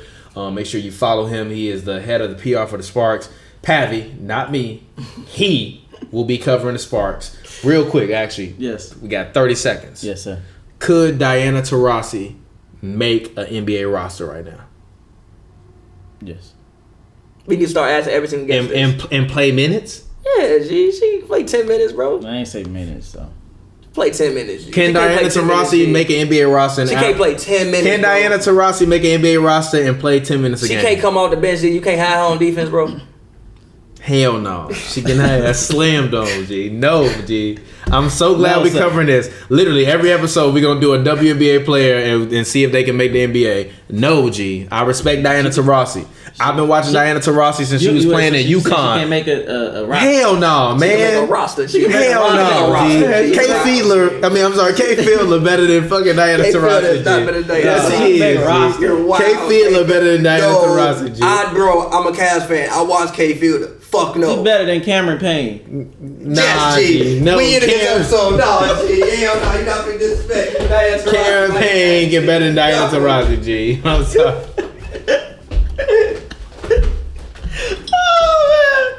Hilarious. Diana Taurasi. We're going to start covering the Sparks. I'm sorry. We're going to start covering the Sparks. We're going to start covering the Sparks. Y'all going to get a lot more of these conversations. Campaign will dunk on Diana Taurasi. I'm just going to end that. I'm just going to end this episode with that. Campaign will boom Diana Taurasi ass with no hesitation, G. Stop this. Hilarious. Stop this. He will boom Diana. Marcus Smart booming Diana Taurasi. Yeah, Marcus Smart will boom Marcus Smart versus Diana Taurasi, G. What do you mean Marcus Smart? Yeah, Marcus Smart. He's a fucking starter. We need to go with back. a $50 million contract. Terry Rozier versus Diana Taurasi. Diana. Come on, G. Stop that, G. Okay, stop. I'm hella tagging Terry Rozier in this clip, G, and Diana Taurasi. Diana. But we will be covering the LA Sparks. And don't get me wrong, there's no offense to Diana Taurasi. Cameron Payne. It's just no, G. She not. Yo, can we set that up? I need Diana Taurasi versus Campaign one on one, G. G. That's a lose-lose no, situation. It's not, G. He gonna give her buckets, G. He ain't gonna never get an NBA contract ever again. He gonna give her buckets. It's over. He gonna get hooped up. No, he gonna be on the not, South Bay Lakers next week because he got hooped up. Alex Caruso and Diana Taurasi. Alex Caruso booming Diana Taurasi ass. Yo, shout out Alex Caruso. That was the highlight of the Diana Taurasi, bro. Diana Taurasi booming. I'm sorry. He on Boomer. Diana Taurasi might cross up Alex Caruso. You know what I'm saying? Give him like 2 buckets. Alex Caruso gonna win at 2. He gonna win at like 11-2. And he booming Diana Taurasi. She can't get 8, G. No, G. He booming her, G. Stop that, G. She can't get 8. Jay Williams right now can get Diana Taurasi buckets, G. Stop it. ESPN Jay Williams giving Diana Taurasi buckets, Stop it. Motorcycle folks cannot rock with Diana Taurasi. Jay Will, if you real, you will play Diana Taurasi right now in a one-on-one. Get her ass hooped up. Exactly. Nah, Freudian slip. He said get her ass hooped up. Freudian slip. No, Jay will give Jay will give Diana Taurasi ass buckets, G. Stop it. But anyway, it's been Hoops and Brews. We're gonna get out with y'all next week. Shout out to LA Sparks. Pavy will be covering the draft next week. Yeah, man. Shout out to Coach Horowitz, bro. I'm gonna take his name off this so that when she ain't mad at him, G. It's for real, G. Stop that. Don't even ask for my ID. So fuck boy, don't try me. I keep wondering why they mad at us. We the late show like Jerry Buss. I'm hooking up just like Kareem, shaking haters off just like the dream. Yeah. We gon' slide and we gon' chill. She said she in love.